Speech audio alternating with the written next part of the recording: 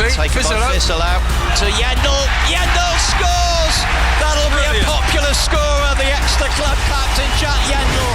BBC Radio Devon Sport. Following our sides home and away throughout the course of the season here on BBC Radio Devon. Right, we are having one or two issues connecting to Vauxhall Road this afternoon for Torquay United against Hemel Hempstead Town. So we're just in the process of getting that sorted for you if you're a Torquay fan this afternoon. You're going to stick with me for a little while longer, so unlucky there, I'm afraid. Exeter City at home against Peterborough United. If you're listening to this one, 103.4 FM across the county on Freeview Channel 712 and in Exeter and East Devon on 95.8 FM. It's Exeter City against Peterborough United at St James Park. Your commentary team there this afternoon is Grecian's women's captain, Bo Jackson, who's with Jed Penberthy. And as promised, here on all of our other frequencies this afternoon, I can tell you that thankfully we have for now got a connection to Vauxhall Road. So this one is live on DAB Digital Radio across Devon, on BBC Sounds in Plymouth and West Devon on 95.7 FM, and on the BBC Sport website. Torquay United against Hemel Hempstead Town. Let's take you to Vauxhall Road with Dave Thomas and Tom Diamond.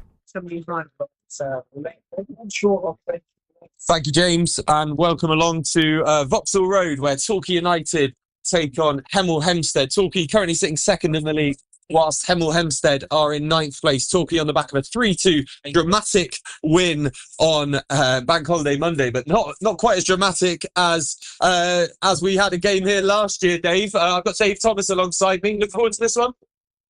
Always. I enjoy watching this Torquay team play at the moment.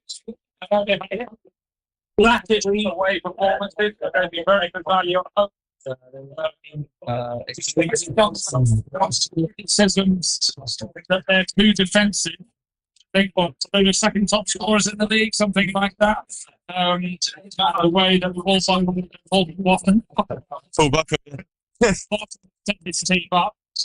You can't really complain most weeks about two wingers and two strikers, so I don't really get this defensive criticism. This is very atmospheric round, obviously, and not as full as it was 4 months ago, when there was 3,000 people in here. By the look of it, United won the target? No, we don't know. We're not sure, because there is a considerable slope here at Vauxhall Road, and you are definitely playing uphill or downhill. You are indeed, yeah. And you mentioned the atmosphere, Dave, and whilst there may not be 2,000 Torquay fans here today, there's certainly still a very good turnout up to our left, as always, the travelling Yellow Army, and both teams are out on the pitch. So we'll just run you through the lineups quickly, starting with that Torquay side. Two changes this afternoon as Dan Hayfield comes in for his first league start of the season in replace of Menashe Sandira, who unfortunately got injured on Monday, and Matt Jay comes in for loan signing Josh Phillips on the left-hand side as well. So the Torquay team reads Hemel in goal, a back four of Thomas, Palmer, Dreyer and Folston, Hayfield and Worthington holding in midfield, with young Dennis J in front of them, and Cody Cook up front with a bench of Appy Empong, Dyer, Phillips, Wanacott, Crosby and Edwards. For our hosts, they've made three changes. In come George Williams, Jake Gray and Miller Matthews Lewis, and Darian Dolrich, Mauro Villette and Jermaine Anderson drop to the bench. So they will line up with Michael Johnson in goal, a back four of Samuel Adenola, Jack Bateson, Kyle Ajayi and Kieran Wiltshire, with a midfield four, we believe, of Matthew Achuba, Jake Gray, Devante Stanley and George Williams, and up front Joe White and Miller Matthews Lewis, which leaves a bench of Dowrich, Thompson, Wilkinson, Noel Williams, Villette, Anderson and Sema Pula. And unfortunately no place on the bench, Dave, for ex-girl Adi Aziz. No, I was in the bar before the game where most of the Hemel players were watching the Chelsea-Fulham match and the lunchtime tip-off, and couldn't spot him in their eyes. Maybe he's injured. He's going to be this season. As a result of the toss, which we just referred to beforehand, United will be playing uphill in the first half. I know that Hemel preferred to play down in the second half, and they won't be allowed to do that. So maybe that's a plus straight away. Yes, indeed, as Torquay United have their second huddle since they've come out for the game following that change in ends. It is going to be Hemel Hempstead who are going to get us underway this afternoon with our referee, Joe Woolmer, this afternoon, who is assisted by Dane Johnson, Tom Leafy, and a fourth official of David Payne. It's Torquay's Dad, another Joe Woolmer, was a Premier League referee. And so, but I was assured, Dave, having you alongside me this afternoon would give me all the facts I needed. So there we go. As something I stumbled on. I recognise the name, and sure enough. Well, Joe Woolmer Jr. gets us underway here at Vauxhall Road as Michael Johnson goes long in the Hemel Hempstead goal to get us underway as the ball is taken back to him, and Kyle Ajayi plays it down the line towards Joe White, scorer of 3 goals so far this season for Hemel Hempstead. And the ball now runs out of play, and it'll be a Torquay United throw. It's our 6th visit, Dave, to Vauxhall Road as a club. That first one was back in 2015 with goals from Aaron Downs and Ryan Bowman. And then obviously we've had a couple of dramatic ones in the last couple of years here as well. FA Trophy tie. That was an FA Trophy tie, yeah.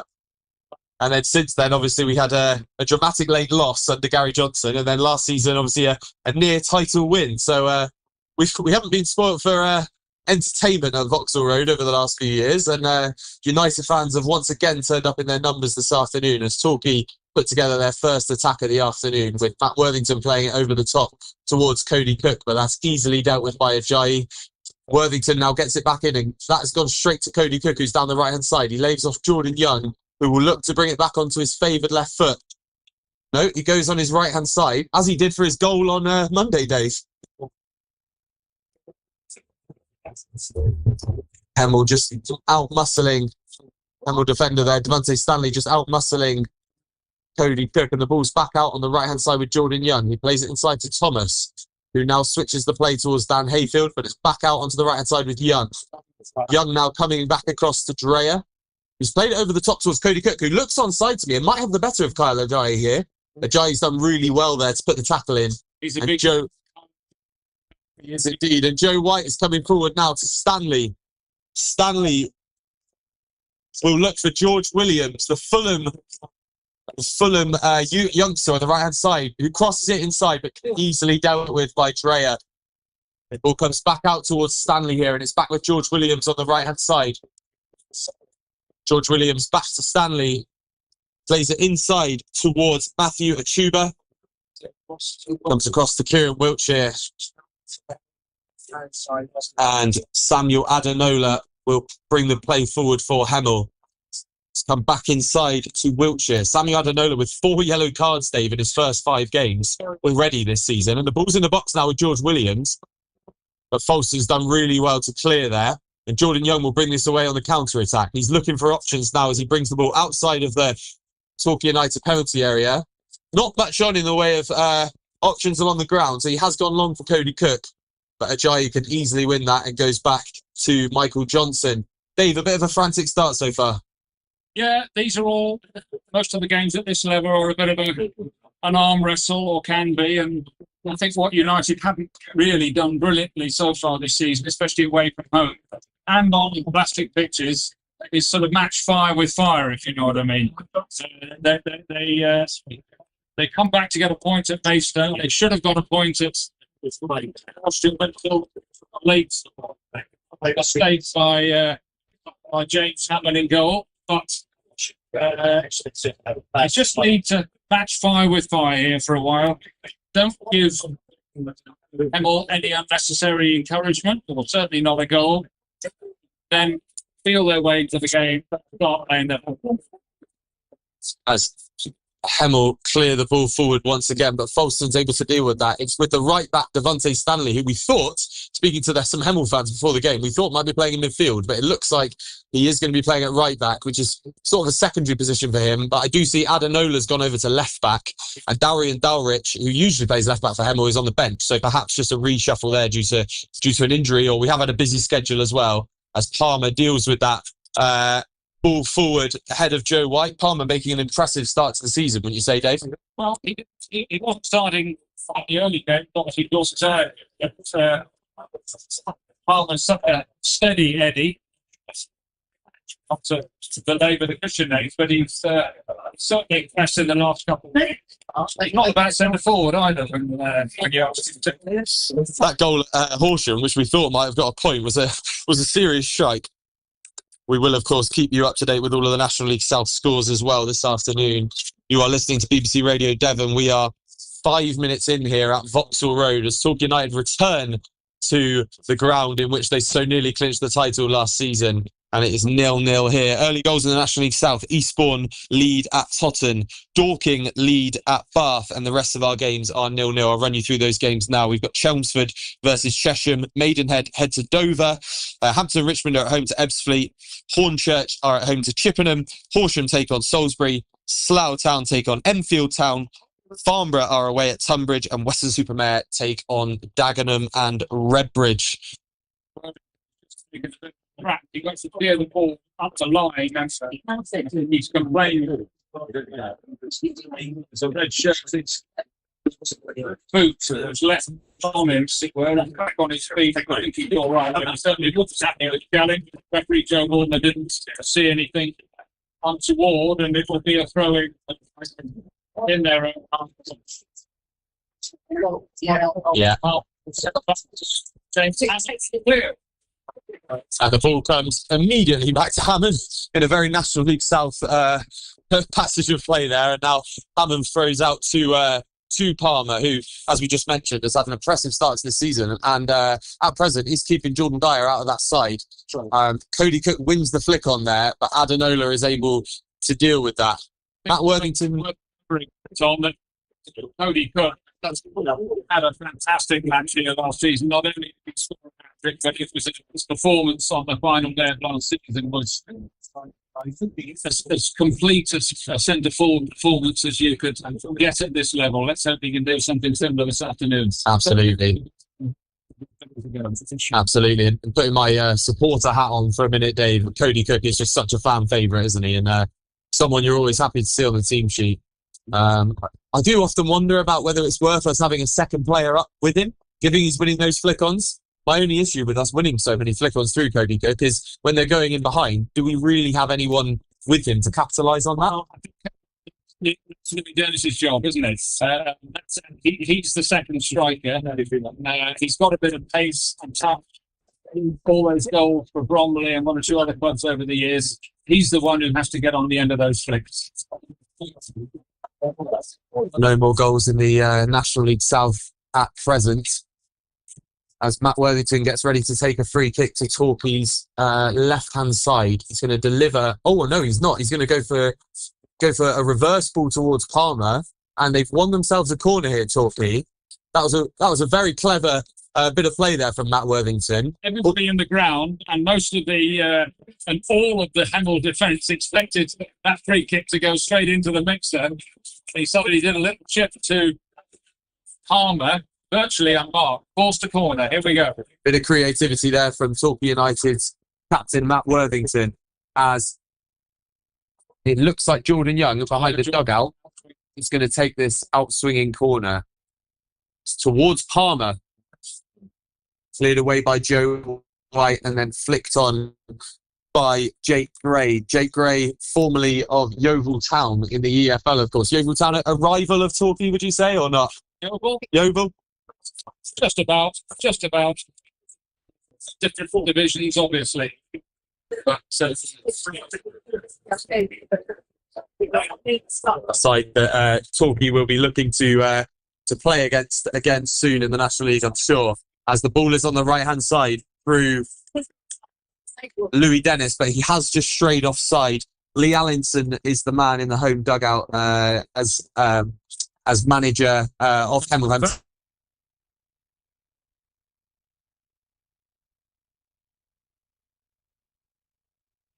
BBC Radio Devon Sport. Unfortunately, we've lost our link to Hemel Hempstead this afternoon. Let's just tell you about what's going on then this afternoon here on BBC Radio Devon. 0-0 Torquay United away against Hemel. Apologies for the sound quality at times with that link. Plan A sort of let us down a little bit this afternoon. And Plan B and Plan C weren't an awful lot better. A bit earlier on then today, it finished Cardiff City 4, Plymouth Argyle 0 at the Cardiff City Stadium. We'll have reaction to that defeat and how the Argyle head coach Tom Cleverley saw that a little bit later on as well here on BBC Radio Devon.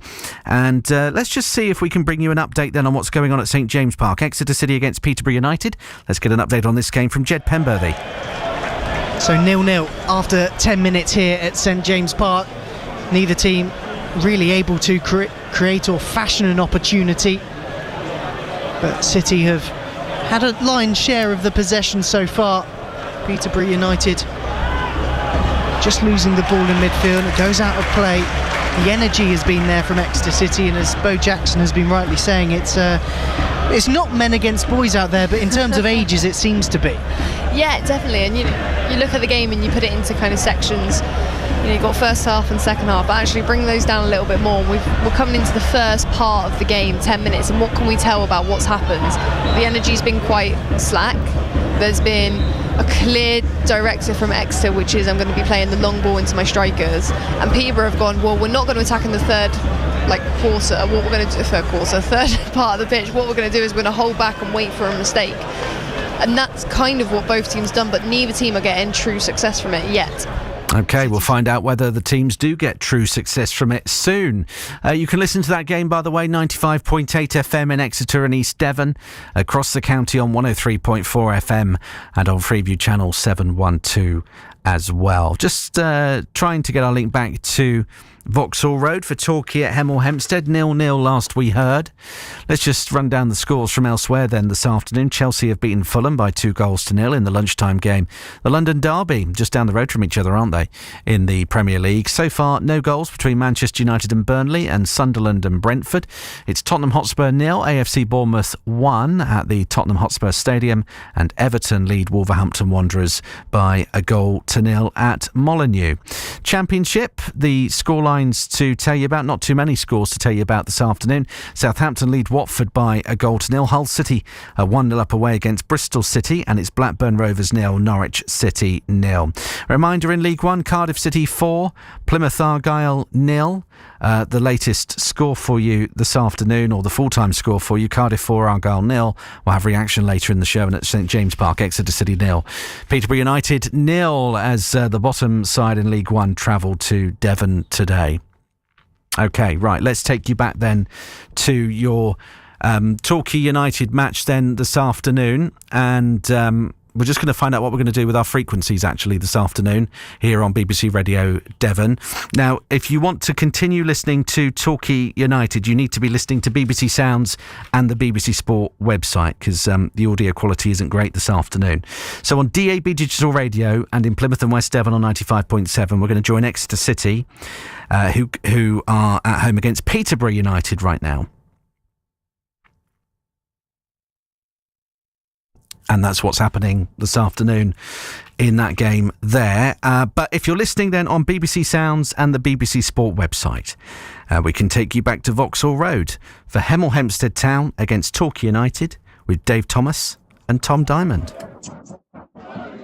Yeah, we go again. Sorry about that, James. And hopefully now on one microphone between myself and Dave, there shouldn't be any more problems. Luckily, to all our listeners, you really haven't missed anything apart from some fairly agricultural National League South football with the balls pinging between James Hammond and Michael Johnson in the two goals. You're listening to BBC Radio Devon. This is Tom Diamond with Dave Thomas alongside me. And we are 13 minutes in here at Vauxhall Road. It's Hemel Hempstead 0, Torquay United 0. Sorry, I paused there because I was about to say the Tudors because I was looking up at the screen, but Right. that works as well. Yeah, Dave, fairly cagey opening 13 minutes.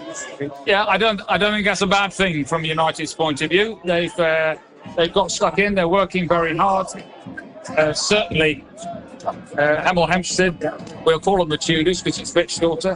Haven't created anything of any consequence to get them. Admittedly, neither have United at the other end. So it's been a start, not without effort. One or two incidents, but certainly not a lot of quality so far. No, exactly right. And we will, of course, keep you up to date with all of the National League South scores as we go this afternoon. And, of course, Exeter City's home game to bottom of the table, Peterborough in League One as well, which follows Plymouth Argyle's heavy loss to Cardiff City in the lunchtime kickoff. Bottom of the table, Peterborough isn't a phrase you hear very often, is it, Tom? No, it wasn't one that I think we were thinking about. Very young side. I did work out in their first game of the season against Cardiff, Dave, that at the age of 25, I would have been the second oldest player on the pitch. So that's a scary thing to have worked out. It is now, as Dreyer plays the ball back to Hammond, and it looked like a fairly cagey back pass there. But Jordan Thomas has now picked the ball up on the right, but he has been dispossessed. But Palmer will play the ball upfield. Not too much to write home about so far in these opening 15 minutes on the BBC Sounds app and on BBC Radio Devon. It is the Tudors 0, the Gulls 0, we will say. There's been a couple more goals in the National League South to tell you about. Maidenhead have taken the lead away at Dover, and Salisbury have taken the lead away at Horsham. So the National League South scores in full will come to you shortly once we have seen this Hemel Hempstead attack, which is being led by Samuel Adenola on the left, and he plays it forward towards Joe White, but that has run out for a Torquay goal kick. It's a mixed bank holiday, obviously, for the Gulls, Dave, with the loss of Horsham. A real disappointment, obviously, with Ed Palmer getting us back in the game, as we mentioned before, but then obviously a sucker punch right at the end, and then a better result on Monday against Dover. And United played well. I think that was the important thing. Dispossessed here as Joe White comes forward for Hemel Hempstead. He's done well there, but Hammond makes a brilliant save with his feet. And Torquay are able to clear. Sorry, that was Miller Matthews-Lewis who was coming forward with the ball. He squared it to Joe White, who really should have done better, to be honest. And Hemel will come forward once again. I think if we see that again later, I think that's a pretty good save by James Hammond, to be perfectly honest with you. Very with good. His legs. Yeah, very good save with his feet as Stanley tries to rebuild the attack. But Dennis has dispossessed him, and Dennis can now come forward with the ball. He's looking for Jordan Young on the right-hand side, and Jordan Young's done really well here to get ahead of Adenola on the right-hand side. He's just to the right of the Hemel penalty area now. He clips towards Cody Cook, but that's gone over the top of Cody Cook, and Stanley will be able to chip there to clear. It's forward towards Matthew Lewis, who holds the ball up well against Dreyer. He's appealing for a foul, but Hemel Hempstead have kept hold of the ball here. George Williams, as we mentioned, the Fulham youngster, who was actually in the same Fulham youth side, Dave, as one Moussa Dembele, and has also got some EFL experience as well. So there's a few players with Football League experience in this Hemel side. It's obviously a very new Hemel side as well. I think 18 new signings, did we say, before the game? Yes, definitely. They're not the only one who had a major overhaul. Hampton and Richmond, who United play on Tuesday night, were similar. They've signed a hell of a lot of new players. It does happen at this level sometimes. I think I'm right in saying that George Williams is a former Welsh international as well on the right wing. He is indeed. And as you mentioned there, Dave, we will be heading to Hampton and Richmond on Tuesday night. You will be delighted. Listeners will be delighted to know that you will have good old Harry Salvage back on Tuesday night, who is recovering from a slight surgery on his arm. So we wish Harry well in that recovery. But by all means and purposes, he will be back in the commentary box on Tuesday night alongside another fan favourite, Martin Gritton, summarising alongside him. And without some of the technical issues which we've been grappling with this afternoon. We hope.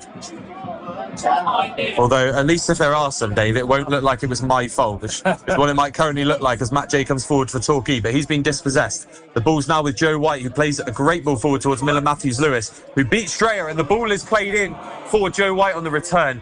Just offside there. Folston playing a slightly deep line, and that might have been slightly closer than it looks from our angle. Folston just dropping slightly deep there. I know you and I are sitting pretty close together. Don't worry, there's nothing in it, everybody. But I think that was at least a yard and a half offside. The linesman was well in line. I don't think there was ever much doubt that the flag was going to go up. The problem was that Matt J lost the ball in midfield, which is not what Paul Watton picked him for this afternoon. He's the one who's supposed to be hanging on to it in there. Enfield have taken the lead away at Slough. That's the only update on goals in the National League South. It's still 0-0 between Exeter and Peterborough at St James's Park as Michael Johnson picks the ball up for Hemel Hempstead at the back. Looks like he will head long as Lee Allenton is screaming at him to do so, and he does go long towards Miller, Matthews, Lewis. Matthews Lewis with a great touch once again there, trying to hold the ball up, but Worthington has dispossessed him. The ball is played forward by Ed Palmer. Dispossessed by Matthew Achuba in midfield. Looked like he might have used his hand there, Dave, but it has gone out wide to Devante Stanley, and we play on here at Vauxhall Road. You're listening to BBC Radio Devon. 20 minutes played here. It's the Tudors, or Hemel Hempstead, or whatever you want to call them, 0. Torquay United 0, as the ball is played down the line towards towards Matthews Lewis, but it's cut out by Dreyer and out for a throw-in. Joe White now with the ball on the right-hand side for Hemel Hempstead. George Williams battling with Jay Folston. We can't see a lot here, Dave, as the dugout's in the way, but I believe Dan Hayfield, on his first start for Torquay this season, clears the ball upfield. It's now with Matt Jay. Matt Jay looking for Cody Cook, who brings it down on his chest. Torquay looking to build now, but Achuba once again cuts that out. He's had a strong start in midfield. Great to see Louis Dennis back as well there, Dave, after a short injury. Kept him on the sidelines for a couple of weeks. He's been a great signing, hasn't he? Very promising. He's obviously scored one very good goal already. I still don't think he's 100% fit, and Paul Watton has referred to that several times. He picked up quite a nasty thigh injury in the first couple of weeks of the season. He's technically over that, but I don't think he's 110% sharp, if you know what I mean. He's still worth his place, and hopefully he'll prove it this afternoon. Yeah, it's not quite showing that kind of energy that we saw at the start of the season, but as you say, we're not quite sure on that fitness. It's just great to see him out on the field at the moment. I think another of his great values that he's brought to the team is, I know the old experience thing sometimes can be a little bit overrated, but he is a very senior person in the dressing room, and he's brought that to the club along with Matt Worthington and one or two others. And I'm given to believe that after the defeat at Horsham, he was one of the players who led the on-coach inquest, which was pretty honest and straightforward after the Horsham defeat. And you can't have too many players like that in your dressing room that are prepared to take that responsibility on board. I was chatting before the game, Dave. You just mentioned there about the on-coach inquest. I was chatting to Paul Watton, a Torquay United manager, before the game about that character that Torquay is showing this season. We look at games like Dover, where they've come back, Maidstone, where they've come back. And whilst it is a young squad, players like Young and Dreyer, just seems like this year maybe that maturity's grown a little bit, and that you can tell they're playing with that bit more experience than they were last season. Would you agree with that? I think so. I don't think it's manifested itself in real top consistency of performances yet. But there are several new players in this squad. They're trying to play a slightly different brand of football than they played last season, when they were a bit of a grinding team, because they didn't have the players to do any differently. They've got better quality of players in now, and they're trying very hard to play a slightly more attacking, expansive game. It's not been perfect so far, of course, but I think it will come. Yeah, absolutely. As Hammond clears with his head from a long ball forward there. Another speculative ball forward by Hemel Hempstead. We always knew they were going to be a physical side, Dave, didn't we? And they're certainly showing that this afternoon. Nearly every team at this level has got that physicality. They have to, because they haven't got the quality. Matthew Achuba coming forward here. Plays it out to George Williams, who tries to cross. It comes off Jay Folston, and it is out for a Hemel Hempstead corner. George Williams looking lively on this right-hand side, Dave. He's been in and out the side here since the start of the season. A senior pro, if you like, probably the senior pro in this club, and he certainly would not have taken kindly to being left out of the starting lineup back in this afternoon. We're just going to have a break in play here whilst Joe Woolmer goes over and speaks to the two sets of players in the Torquay United box. It's probably 4 or 5 players, I'd say, Dave, surrounding James Hammond here. So pretty clear corner routine. There's almost no players who are going to have a run on the United box. They're all currently around James Hammond, as they all now retreat together and now make their run into the box. It's short towards George Williams, played back out to Jake Gray, who delivers towards Achuba, and the ball is headed in to the back of the net at the back post. Pretty sure that's Kyle Ajayi.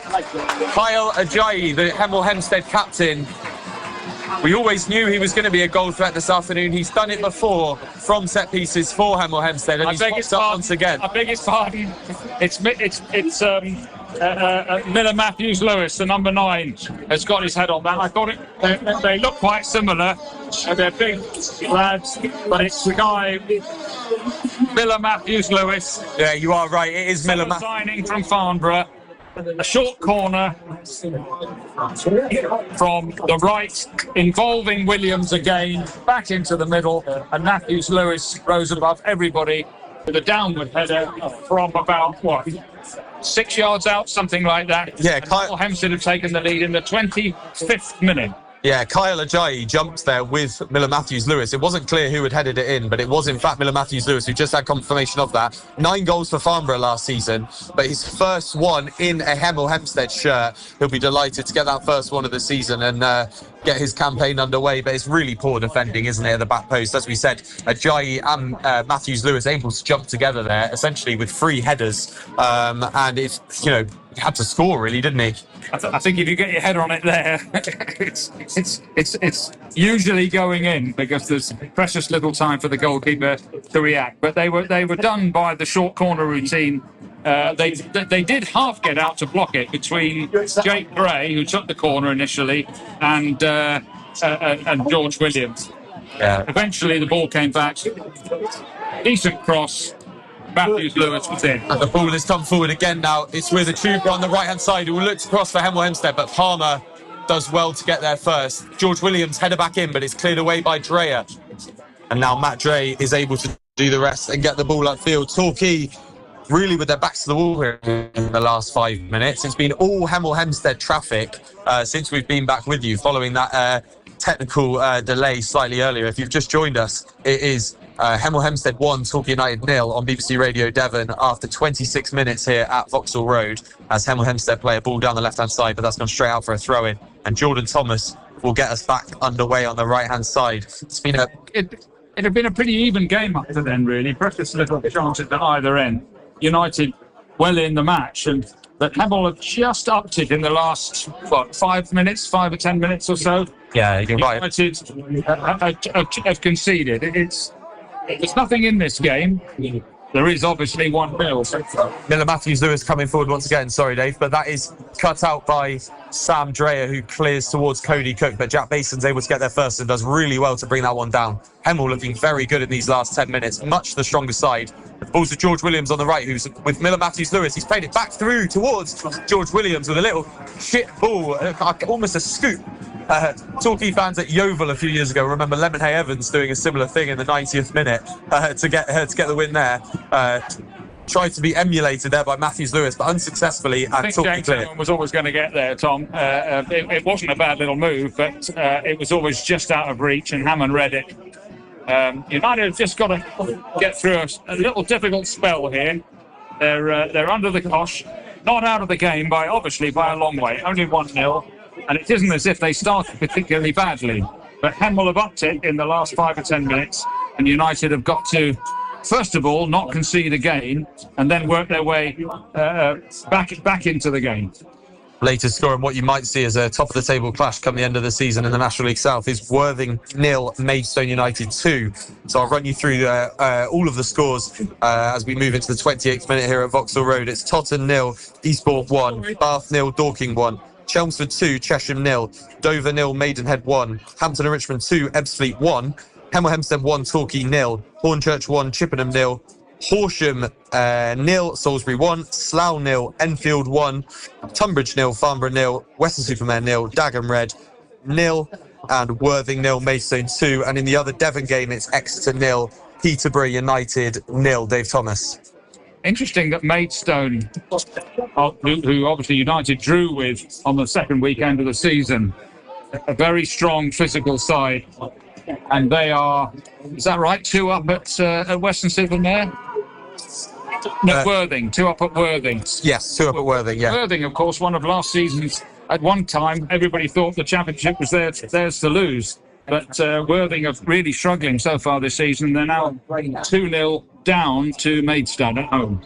A strong diagonal pass there by Bateson, who's looked really strong in defence for Hemel Hempstead so far.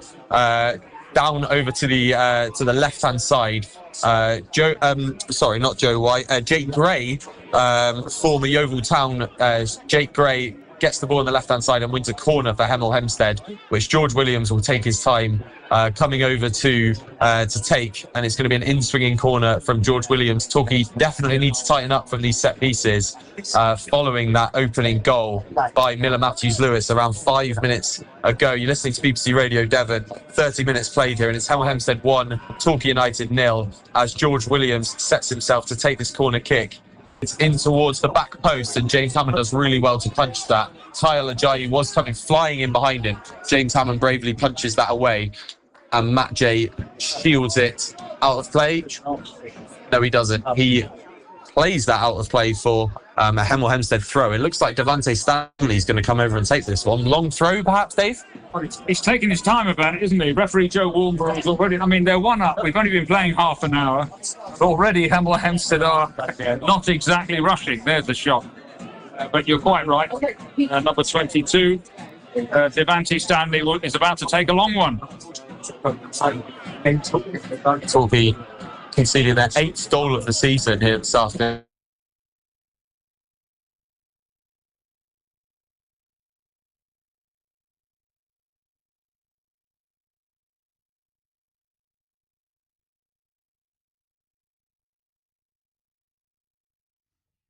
You're listening to BBC Radio Devon Sport.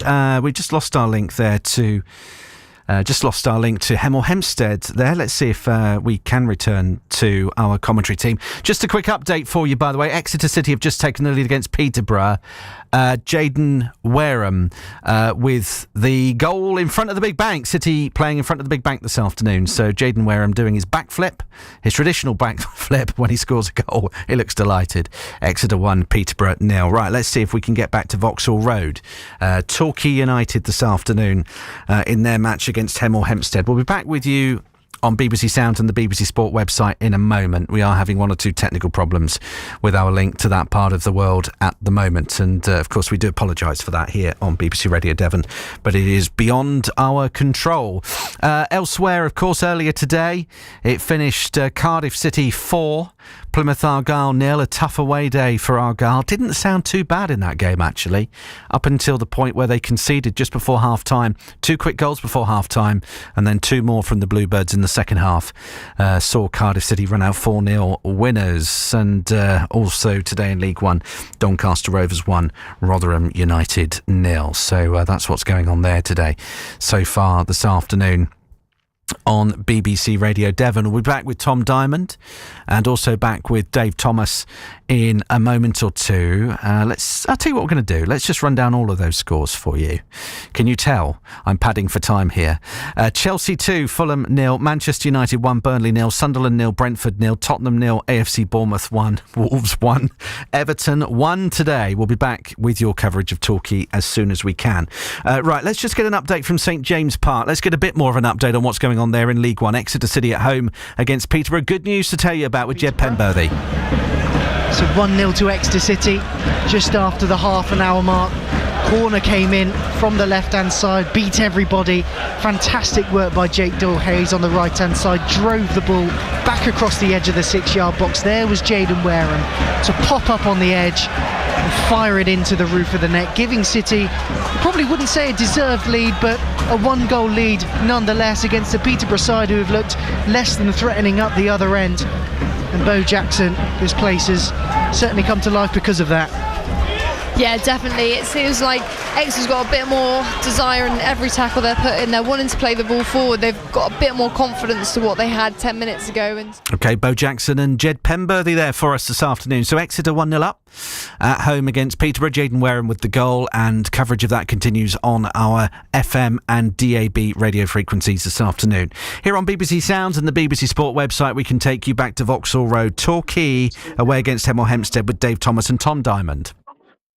Thank you, James. Third time lucky here at Vauxhall Road. Again, don't worry too much, our listeners. You missed a half chance from Torquay with a cross into the box, but apart from that, The ball has pinged around the middle of the pitch in general. We have just had a sub for Hemel Hempstead. Jack Bateson, who's been very impressive at the back, has just gone off in the 34th minute for Jordan Thompson. He did just walk past us and say to Lee Allenton, the Hemel manager, that he felt something pop. So definitely an injury there. So we wish him a quick recovery as Devante Stanley comes forward on the right-hand side for Hemel Hempstead. He's going to look for Miller Matthews-Lewis. And the ball just evades the Hemel striker, the goal scorer for Hemel in the middle. Joe White's able to pick that up though, plays it to Jake Gray, who plays it back through to Miller Matthews-Lewis. We're on the left-hand side of the box here. He's being stood up by Torquay United right back Jordan Thomas. Plays it back onto the edge of the box to Achuba. And Hemel will look to reset now through Adenola across to substitute Jordan Thompson. And he switched the play brilliantly over to Devante Stanley. Hemel keeping the ball really well here, much better than United so far in this game. Balls forward to Kieran Wiltshire, inside to George Williams, and now the return ball to Kieran Wiltshire. The flag is down, I believe, and it's played back to George Williams, who shoots across goal, and it's just wide. I do believe the flag stayed down. I am sat in a fairly impossible position to see for sure because I've got a dugout in the way. But Dave, as far as I'm aware, that was a great chance for Hemel to double their lead. Getting in behind the United back four, that's the top and bottom of it. Both down the flanks and the little ones and 1-2s through the middle. Looking for the flag, certainly United defenders stayed down. That was a good chance missed by George Williams. Really, he was in, wasn't he? He shot wide across the face of goal. Should have scored. Goal to tell you about in Devon. Exeter City have taken the lead against Peterborough United, so piling on the misery for Peterborough at St James's Park as George Williams gets ready to take this in-swinging corner once again for Hemel Hempstead. But the referee Joe Woolmer is once again going to speak to the more physical players in the box. So Ed Palmer and Kyle Ajayi just having a chat with the referee. Jordan Thompson in there with the ref as well. The substitute is another big presence for Hemel Hempstead from these set pieces. So Torquay are going to have to defend another corner here, which is going to be swung in by George Williams. It's towards the front post and Jordan Thompson, but Jordan Williams does well to clear. And Jordan Young gets in front of George Williams and wins foul for Torquay United, which James Hamill will come across to take. I've got Dave Thomas alongside me summarising. Dave, we're coming up to 10 minutes left in the half now, and Torquay and Paul Watton certainly won't be happy with what they've seen so far, will they? No, look, we did refer before kick-off to the fact that United are playing uphill, but that doesn't cover everything, does it? It's not that much of a slope. And United have done very little as an attacking force in this match. They've been in the game. It's not that they're being overrun, but you'd have to say that Hemel Hempstead thoroughly deserve this 1-0 scoreline, and they're certainly on top at the moment. United have got to improve in several areas if they're going to get back into this match. They're perfectly capable of doing it. It's just a question of actually putting their minds and bodies to it. Another trip to London awaits for United on Tuesday night, as a trip to Hampton and Richmond on Tuesday for the girls. Another trip back up the M5, and fingers crossed a more successful start than we're seeing today from United. Hampton and Richmond currently 2-1 up, as we mentioned, at home to Ebbsfleet. Nice easy journey for me that day, just across from New Malden, so not too far. I know you worked around there back in the day, didn't you? I did, yes, all across South London. Happy days before I came back to South Devon. You're not missing an awful lot. Ball running out of play. I think United will be more than happy to see this first half out without conceding another goal and see what they can do in the second half. It was a feature of United's play last season, when most of the time, and I'm certainly not comparing Jordan Dyer to Ed Palmer, because Ed Palmer's played very well recently, but that defence of Jordan Thomas most of the time, Dyer, Dreyer and Forster, they very seldom were they beaten on long high balls into the box. They used to get header and the boot on that ball. And for some strange reason, I'm not sure what it is, they haven't looked as secure in that area so far this season. Ball is back with James Hammond.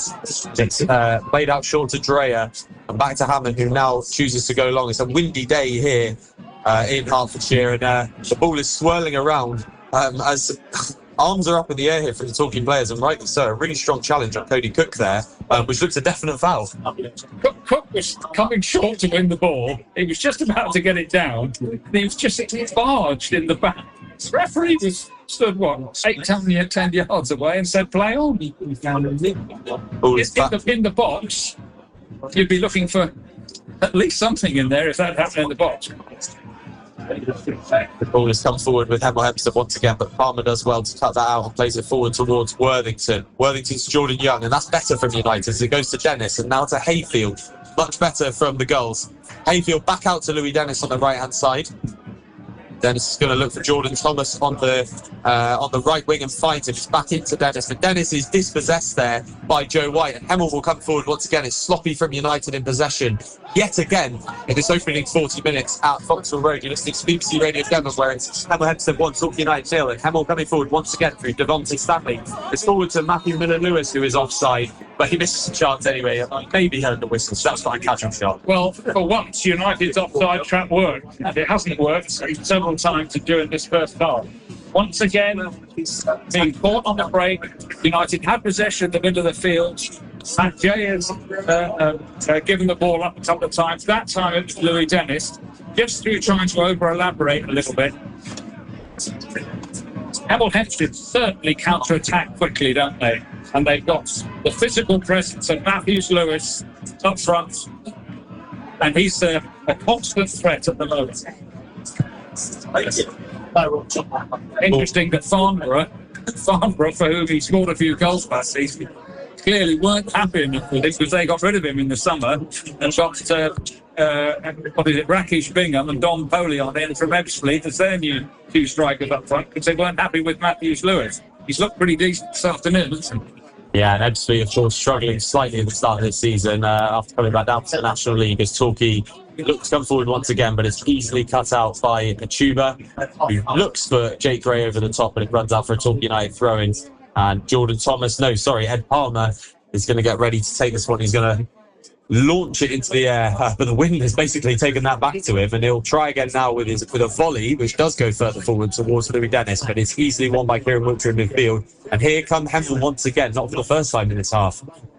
Jake Gray in midfield plays it off Jordan Thomas, and it's out for a Torquay United throw. We mentioned, Dave, that the Hemel do have a kind of a wealth of experience in this side with some of the new signings they brought in, and we're seeing that this afternoon. I think also we may have underestimated the strength of the wind here. Not only are United playing uphill, but this wind, I think it's getting up. The rain being threatened all afternoon. You look at the trees on the far side of the pitch, that row from Ed Palmer and a couple of kicks from James Hammond. They've all been struggling to reach the halfway line on what should be fairly routine clearances. So maybe United, with the wind and down the slope, will have conditions in their favour a bit more after half-time. Hemel Hempstead come into this game after a mixed bank holiday, a very impressive victory at home to promotion chase stalking Wanderers, followed up with a 2-1 away defeat to Andy Carroll's Dagenham and Redbridge. Andy Carroll, of course, not actually playing at the moment because that's a big marquee signing, not just of Dagenham summer, but of the whole league signing. That was with a hamstring injury, and nobody in the league has yet seen it. Louis Dennis is definitely more of a marquee signing than Andy Carroll, in my opinion. Oh, and Sam Dreyer with the ball to back here, but it's been cut out by George Williams. It continues to really low. It's not across to Miller-Lewis. Matthews Lewis unable to convert. Lee Allenson looking very irate on the touchline here. That Matthews Lewis hasn't done better there, David. Self-inflicted by the goal. Self-inflicted mistake by Sam Dreyer. We perhaps might be starting to see why that Torquay United goals conceded column is looking slightly higher than some of the teams around them so far this season. United were definitely overstretched, and Ed Palmer could not get across to pick up Matthews Lewis, who was waiting in the middle. And United were very fortunate to get away with that one. Jay Foster for the ball now inside to Matt Jay. Matt Jay not with a lot of options, but he plays it to Cody Cook and it's easily cut out by Achuba. Matt Jay really with nothing he could do there. The only option was to try and play a hopeful pass to Cody Cook up front, was unable to do so. The ball runs through now, though, back to James Hemel for a Torquay United goal kick. You're listening to BBC Radio Devon. We're coming towards the half-time mark now. 44 minutes played here at Vauxhall Road. Just try and run you quickly through those National League South scores once again. It's still Exeter City 1, Peterborough United 0 in League 1. Tottenham 0, Eastbourne 1, Bath 0, Dorking 2 now, and a red card for Bath. Chelmsford 2, Chesham 0, Dover 0, Maidenhead 1, Hampton and Richmond 2, Ebbsfleet 1, Hemel Hempstead 1, Torquay United 0 of course here. Hornchurch 1, Chippenham 0, Horsham 0, Salisbury 1, Slough 0, Enfield 1, Tunbridge 1, Farnborough 0 now, West-Supermare 0, Dagenham and Redbridge 0, and Worthing 0, Maidstone 2. Red card for Bath. Harvey Willers-Richards has been sent off there, who I do believe is a goalkeeper, Davey, so perhaps they can have to have a rejig there at Swerton Park. Not a good start for the Somerset side. As James Salmon plays the ball long once again. Dan Hayfield challenging with Kieran Wiltshire there, but referee judges that to be a foul, and Hemel Hempstead will have a free kick. Dan Hayfield first start this afternoon, Dave, but probably slightly anonymous. Am I being harsh? Slightly anonymous so far in this game. No, I don't think that's too harsh. He hasn't really been able to stand himself on the game. Look, he isn't a workhorse type midfielder, is he? Only 1 minute of stoppage time, by the way, at the end of this first half. He's not a workhorse midfielder, and this has all been a bit, hair and scare in the first half. No time, no space in midfield. Dan Hayfield has found it hard to really make an impact in there. Hemel Hempstead definitely deserve this lead. There's no point beating around the bush. Just have to see whether United can turn this around in the second half. Well, speaking to some of the Hemel Hempstead fans before the game, Dave, they mentioned how it's been a kind of a mid-table finish for a few years now, and that actually I think under this squad they might be able to pick up on that. And certainly from what we've seen in these opening 45 minutes, I don't think they're wrong, to be honest. You can see why they've got some ambitions to push further up. Well, Lee Allington had a very successful time. There's another goal kick from James Hammond that reached the halfway line because of the wind. Let's hope these conditions, which will be in United favour at half time, will help them, because they're definitely the wind and the slope against them in the first halves. Increasingly, they've struggled to lift what has become a bit of a siege by Hempstead in this first half. Well in the game, it's very, very important that United have not conceded a single goal off the time. And let's hope they can turn it around in the second half.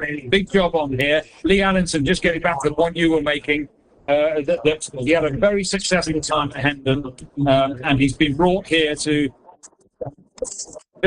as you say, mid-table to start with, that he's ready to push on. Half-time whistle has just gone here in the background as Dave was speaking there. You may have heard the referee, Joe Woolmer, blow his whistle, and we are at half-time here at Vauxhall Road. It was a scrappy start, really, for both sides here. Torquay have looked at a second best, to be honest with you, and after 23 minutes, Miller Matthews-Lewis took the lead for Hemel Hempstead for a free kick on the right-hand side. A free header at the back post. Much to think about for Paul Watson and United's men. It's half-time here at Vauxhall Road, and the score is Hemel Hempstead 0, Torquay United 1. And we will go back to the studio now for you. It could be the 70s, and I think it's gonna be a long, long time. The 80s,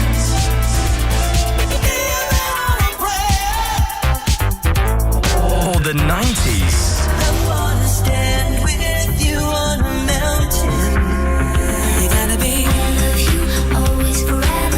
Golden Hour. Weekdays at 1. BBC Radio Devon. BBC Radio Devon. Sport. With James Vickery. Half time in our 3 o'clock games here on BBC Radio Devon Sport. Let's get an update then on how it's going for our sides. Let's go to St James Park first in League One. Exeter City at home against the bottom side Peterborough United. Let's get a half-time report from Jed Penberthy. Yeah, thank you, James. And so far, so good for Exeter City, who go into half-time, a goal to the good against Peterborough United. It was Jaden Wareham who notched his second goal of the season on the half-hour mark. But it's been, in truth, a half of very few chances for either side. Joe Whitworth hasn't had a save to make, and neither really has Vicente Reyes. But it was on the half an hour where City won their first corner of the afternoon, an in-swinging corner, beat everybody, and it was Jake Dord-Hayes who was able to recover the ball right on the right-hand corner flag, turn the defender and send a low ball across the face of the 6-yard box, and there was Jaden Wareham to crop up and smash the ball into the roof of the net. A very cultured finish there by the new number 9 at Exeter City, his second goal here at St James Park since signing the contract. And then since then, City have only really had one other shot in this first half. Josh McGuinness was able to turn on the edge of the box and fire a stinging effort that Reyes was able to save down to his right-hand side. But for Peterborough United, they've been probing, they've been pressing, but ultimately a very stubborn Ed Turns, Jack Fitzwater and Jack McMillan have kept them out. So half-time here at St James Park. It's Exeter City 1, Peterborough United 0. Cheers, Jed. Jed Penberthy and Exeter City women's captain Bo Jackson for commentary of that one. We'll be back in the second half soon from St James Park. Exeter City 1-0 up. A reminder, earlier today in our lunchtime game, Plymouth Argyle lost 4-0 away against Cardiff City.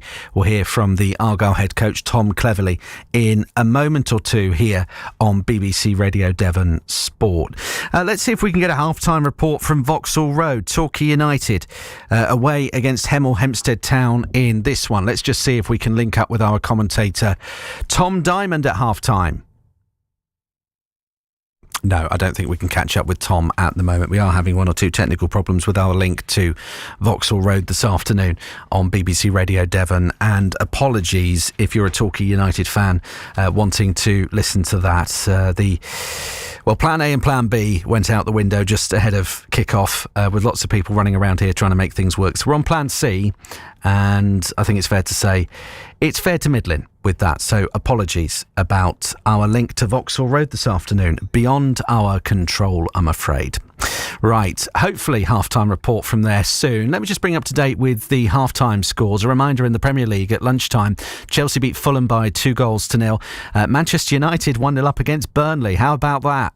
Sunderland 0, Brentford 0, Tottenham Hotspur 0, AFC Bournemouth 1 at half-time, and Everton lead Wolves by 2-1.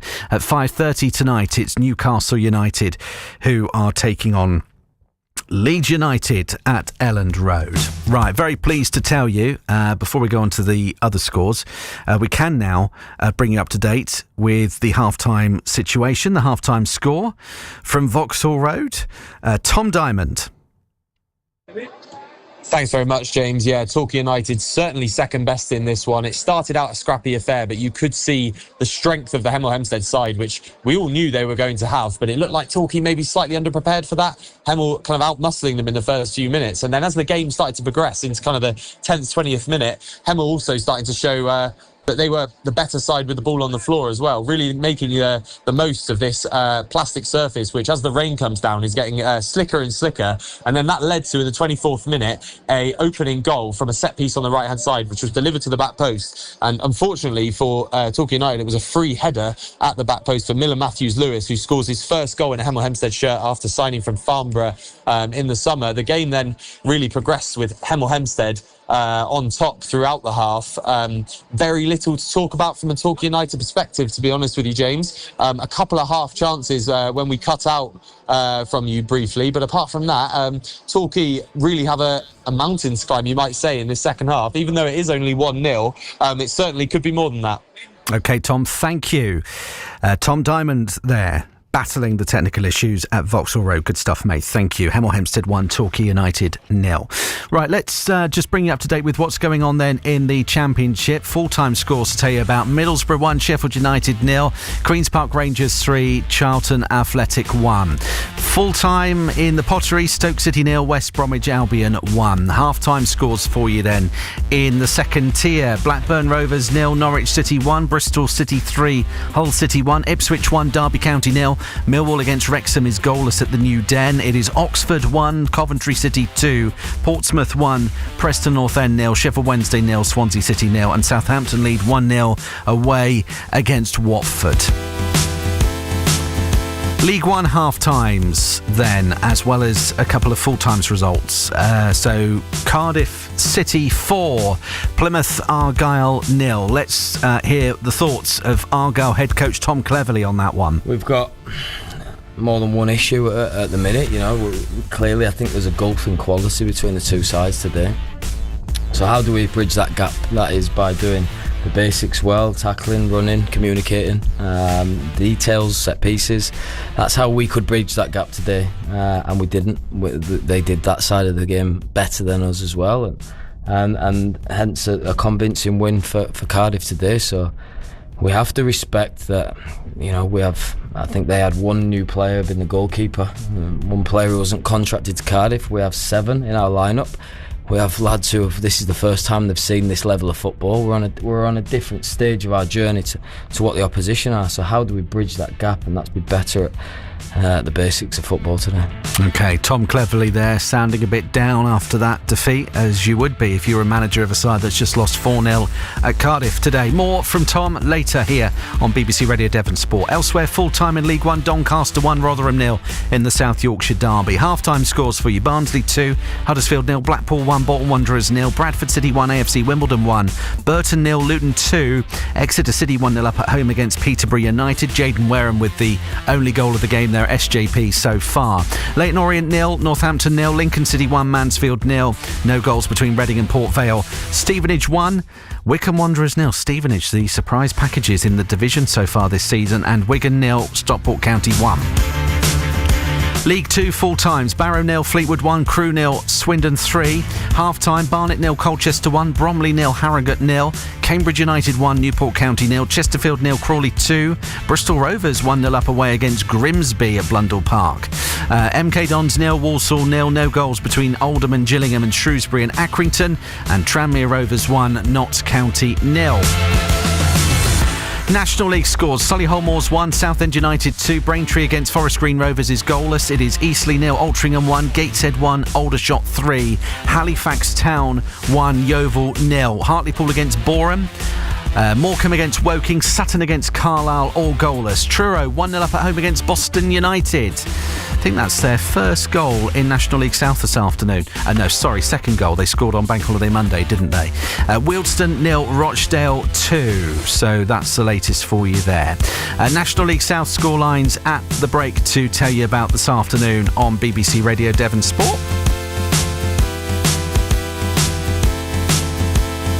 Very long list of scorelines today. Here they are: AFC Tottenham 0, Eastbourne Borough 1, Bath City 0, Dorking Wanderers 2, Chelmsford 2, Chesham 0, Dover 0, Maidenhead United 1, Hampton and Richmond 2, Ebbsfleet 1, Hemel Hempstead 1, Torquay 0, Hornchurch 2, Chippenham 0, Horsham 0, Salisbury 1, Slough Town 0, Enfield 1, Tonbridge Angels 1, Farnborough 0, Weston-super-Mare against Dagenham and Redbridge is goalless, and Maidstone United lead Worthing by 2-1 on the South Coast.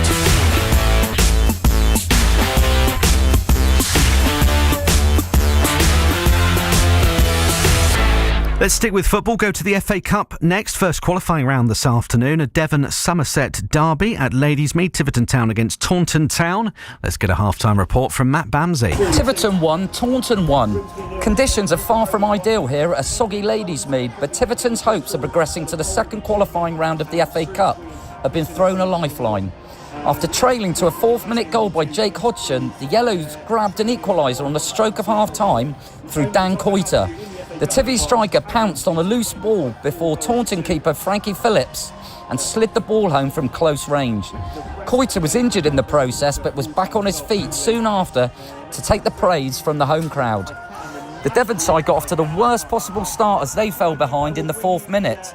Elfie Malden swung over a free kick and Jake Hodgson rose highest to send a powerful header past George Burton in the Tiverton goal. It was the visitors who dominated the early exchanges and Kane Simpson forced a comfortable save out of Burton after cutting in from the left and unleashing a fierce drive. But Tivy are back in this one. Tiverton 1, Taunton 1. Great stuff, Matt. Thank you. Matt Bamsey at Ladies Mead. Honours even then in that game in the FA Cup first qualifying round there today. To the cricket we go, not too far away from Ladies Mead. In fact, just up the road, beyond a couple of roundabouts, you get to Knights Hayes Court. Beautiful Knights Hayes Court. And that's our featured game today. Heathcote taking on Cornwood in the Devon Cricket League Premier Division on the final day of the season. Let's find out the very latest from Peter Smith. It's continuing to rain here at Knights Hayes Court, where Heathcote are desperate to get the game underway against Cornwood. We did have 4 deliveries early on, no score, but we're currently off for rain. And because the game has already started, we must restart by 4:24. Otherwise, this game will be abandoned and Heathcote will be relegated. Cornwood will have to be content with the 5th place in the league table. There has been a little bit more play at the other game, which is going ahead at Instow. North Devon 45 for 2 in 11 overs there, but they haven't played for more than an hour. If that stays as it is, Sandford will survive. So it looks like a rather wet end to what has been a lovely dry and warm summer, but not today, James. BBC Radio Devon Sport. Thanks, Peter. Yeah, after such a lovely warm summer, sitting here during the summer Saturdays with the sun blazing outside, 25, 26 degrees. It's a shame that the weather's playing such a part today on a crucial day for so many clubs. Right, we'll keep you up to date with that. Also, Tiverton against Taunton in the FA Cup and reaction to Argyle's 4-0 defeat at Cardiff City. Later after 5, we'll have reaction to our 3 o'clock games as well, and we can take you back to those now. So if you're listening on BBC Radio Devon on FM and DAB digital radio across the county and Freeview Channel 712, we can go back to St James Park for Exeter City at home against Peterborough United. Let's return you to the Grecians women's captain, Bo Jackson, who's with Jed Penberthy.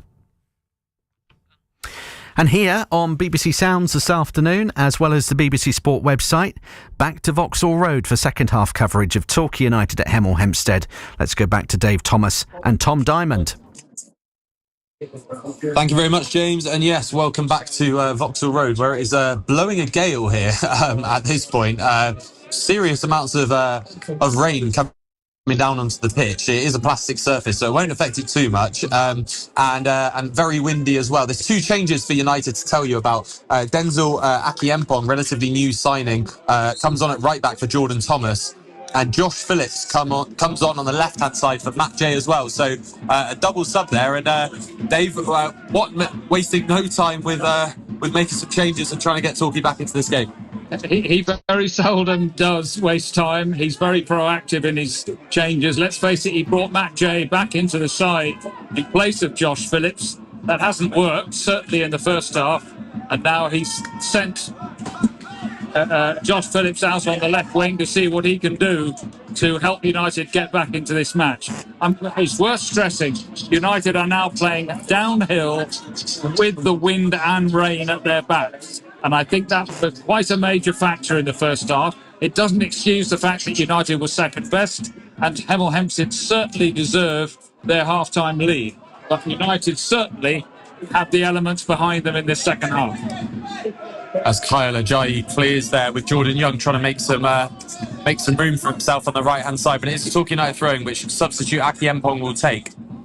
It's back with Akiempong now, and it's inside to Dan Hayfield, making his first start for Torquay United this season, but had a very quiet first half, it must be said. Ball is now with Worthington. Torquay knocking it around better at the start of the second half. I said to James at half-time, I felt like they almost had a mountain to climb, even though it was almost only 1-0 with how they played in the first half. Ball is now back with Hemel Hempstead, and the impressive Achuba in midfield gives it back to Ajayi. Ajayi will go long now towards Matthews-Lewis. Matthews-Lewis in a tussle with Ed Palmer, which Ed Palmer wins, as he so often does. But now it's back with Matthews-Lewis, who plays it across towards Jake Gray. Folston tries to clear, but Jake Gray gets there a bear. It's back to Williams. And the shot is blocked by Sam Dreyer, more or less on the line. And Torquay managed to clear for a corner. It's another big chance here. Dave, want to talk that one through? Not the best defending by Jay Fulston there. The ball, they were caught out again where the ball got in behind their back four. Miller Matthews-Lewis crossed it. Jay Fulston came across to clear and just didn't get a real firm contact on the ball. And United ended up with a shot deflected wide. And Hemel Hempstead now have a corner in front of the very noisy support. George Williams is going to swing this one in towards the front post, and it's towards Adenola, the left back. And then Jordan Thompson, the substitute, comes flying in over Fulston, who, as you mentioned, probably should have done a bit better there. And it's going to be a Torquay United free kick, which will essentially be a Torquay United goal kick from where it's going to be taken by James Hammond. So another major wake-up call. Not that Torquay needed it at the start of this second half. So, you know, I was trying to be positive, Dave, at the start of that half. We started knocking the ball around a bit better, but again, really poor defending. Is the defence kind of becoming quite a big concern now? Well, it hasn't been a great afternoon, has it, for them? So let's hope they can keep it. They're going to have to keep it a bit tighter in this second half, because if they let another goal in, it feels like a very long way back. Good turn and dribble by Josh Phillips to announce his arrival on the pitch. Pulls a free kick just inside United's half. I do think these elements, the wind and the rain and the slope, with United now, hopefully can prove quite an important factor in the rest of this match. But United have got to use them properly. There's no point having all these things in your favour and then not making them count. That is the voice, of course, of legendary Torquay United reporter Dave Thomas, summarising alongside me, someone I've listened to and read articles from ever since I've been supporting Torquay United as a child. So it's a privilege to be sat alongside him this afternoon as the ball comes long towards Cody Cook. It's knocked down to Jordan Young, who takes a first-time shot, which is blocked. Wicked volley there from Jordan Young. We know he has that in his locker from that sort of range, from about 25 yards out. Hayfield picks it up and he's done a 1-2 with Cook, and now he tries to get the ball into the box. Back towards Cook. It needed more power on it, which I think is the gesture that Dave was just giving me. Well, United finally got in behind the defence with really good play between Cook and Dan Hayfield, and when the moment came for Hayfield to deliver a quality cross, he never looked like beating the first defender. Ball's come forward once again with a long ball from Matt Worthington, which Cody Cook looks to get onto the end of, but it's run through to Hemel Hempstead goalkeeper Michael Johnson, who has had a very quiet afternoon so far in that Hemel goal. Not a save to make so far. No, I can't remember a shot on target. Can you, Dave? As Hammond clears this ball downfield, Adenola does well to deal with it, but Dennis gets there and intercepts, and it's out with Jordan Young. Big chance now for United as he comes into the right hand side of the box. It's on his right foot. Jordan Young across the box. Oh, and it's cleared off the line. Dennis volleys, unable to get it goalwards. It's out to Worthington, who's unable to get it goalwards. And then Hayfield on the edge of the box has volleyed it off the bar. 4 Torquay United players there in the space of about 5 seconds have had a chance at goal. Jordan Young's was cleared off the line. Dennis then, from 2 yards out, had to score, but couldn't take it goalwards. Worthington then also had to score, again couldn't direct it goalwards, ended up slicing it back towards the edge of the box where Hayfield was standing, who, I'm going to catch my breath, who then volleys it goalwards and comes off the crossbar. An unbelievable volley there from Dan Hayfield, comes off the crossbar. It's still Hemel Hempstead 1, Torquay United 0. How? I have no idea. I do not know how Torquay United have not just scored there. The ball comes in from a corner from Jordan Young. It's towards the back post, towards Kyle Ajayi, who clears. Dan Hayfield trying to get it back in towards the box. He flicks it onto Palmer, he flicks it onto Fulston, and the ball's now with Michael Johnson. We can all take a breath, but unfortunately not take a breath after a goal, which is what surely that had to be, Dave Thomas. Well, that was a barrage of shots. Easily United's best moments in the match. A good play to get Jordan Young in on the right-hand side, and let's hope it's inspired and lifted this United side to do more of the same, if not better, in the second half. They certainly had the Hemel Hempstead defence in all sorts of trouble. They were hanging on for dear life there. That sort of felt a little bit like that Todson goal, which I struggled to commentate on as well. a couple of weeks ago, where the ball ping-ponged around the box and then it eventually ended up in the back of the net for Tony Lee of Tottenham. Unfortunately for United, that one hasn't ended up in the back of the net, and it is still Hemel Hempstead 1, Torquay United 0. You're listening to BBC Radio Devon here on the BBC Sounds app. With 52 minutes played here at Vauxhall Road, we will of course keep you up to date with all of the other National League South scores, and also Exeter City at home to Peterborough United, who still lead 1-0 at St James's Park. Exeter City, who many tipped as relegation candidates this year, but they're certainly not showing it so far in League One this season, and they are on their way to another 3 points against bottom of the table Peterborough United, as the ball is swung in by Devon Stanley here for Hemel Hempstead. It's out to the edge of the box to Jake Gray, as we mentioned, former Yeovil Town Jake Gray, and now it's on the left wing with Kyle Ajayi. Not his natural position, the centre half, but he's done well here to hold off both Jordan Young and Aki Mpong, and finds Adenola. He's done brilliantly there, in fact. Adenola now switches play to Achuba. Stanley is screaming for it once again, but it's a poor pass by Achuba, which Stanley just manages to keep in, and it's ended up all the way back with Michael Johnson in goal, who clears the ball forward towards Wiltshire. Phillips is able to intercept, but volleys it over to an offside Cook, who has to let that one go to Michael Johnson. Just with the second balls, Dave, it seems like there's about 15 Hemel players on the pitch to about 5 from Torquay at times in midfield. That's it. Yeah. I think the tide, famous last words, I think the tide is just possibly starting to turn a little bit. I think United are getting more into the game now, more decent possession in good areas of the pitch. They're starting to force Hemel back. I mean, it had to happen. It couldn't carry on the way it was before, or else, United were definitely going to lose this game. Dave Thomas, a lot more level-headed there than myself. As I obviously that was a massive chance, but I still want to see more from United. At the start of the second half, we're into the 54th minute of Vauxhall Road. The Torquay fans still in fine voice, despite that 1-0 deficit, although it's hard to tell now, Dave, because both sets of fans are in the same stand. So actually, who's making the noise, we're unsure of, as Folston brings it across to Dan Hayfield, who will play this out to Palmer. Palmer's in the right-back position. Cody Cook screaming for it in the middle, but he's opted to go back inside to Hayfield. It's now back with Palmer, who will look for a ball into the box, but he's unable to find the angle. He's well closed down. Dreyer looks to go long, but it's a terrible ball forward, and Achuba's able to cut that one up, gets in front of Dan Hayfield. And it's going to be a Hemel Hempstead throw. Dave Thomas. Sorry, not throw. Free kick. Dreyer's teammates really having a go at Sam Dreyer then. They kept the ball for about 15 passes, and then finally Dreyer decided to play a forward ball, but it was an absolutely nothing ball. It wasn't over the top. It wasn't in behind the defence. It was just, it was a nothing ball. And all that work of keeping the ball, trying to find an angle and work some room for a really damaging final pass disappeared. So it's moments like that which will infuriate Paul Watton, because he has coached this team to keep the ball in those areas and work to try and create better angles for the final pass into the middle. And that was a real waste. Both managers, you mentioned Paul Watton there, Dave, both managers looking equally animated on the touchlines here, Lee Allenton and Paul Watton. They are good friends, but thank goodness the two dugouts are a long way apart here at Vauxhall Road.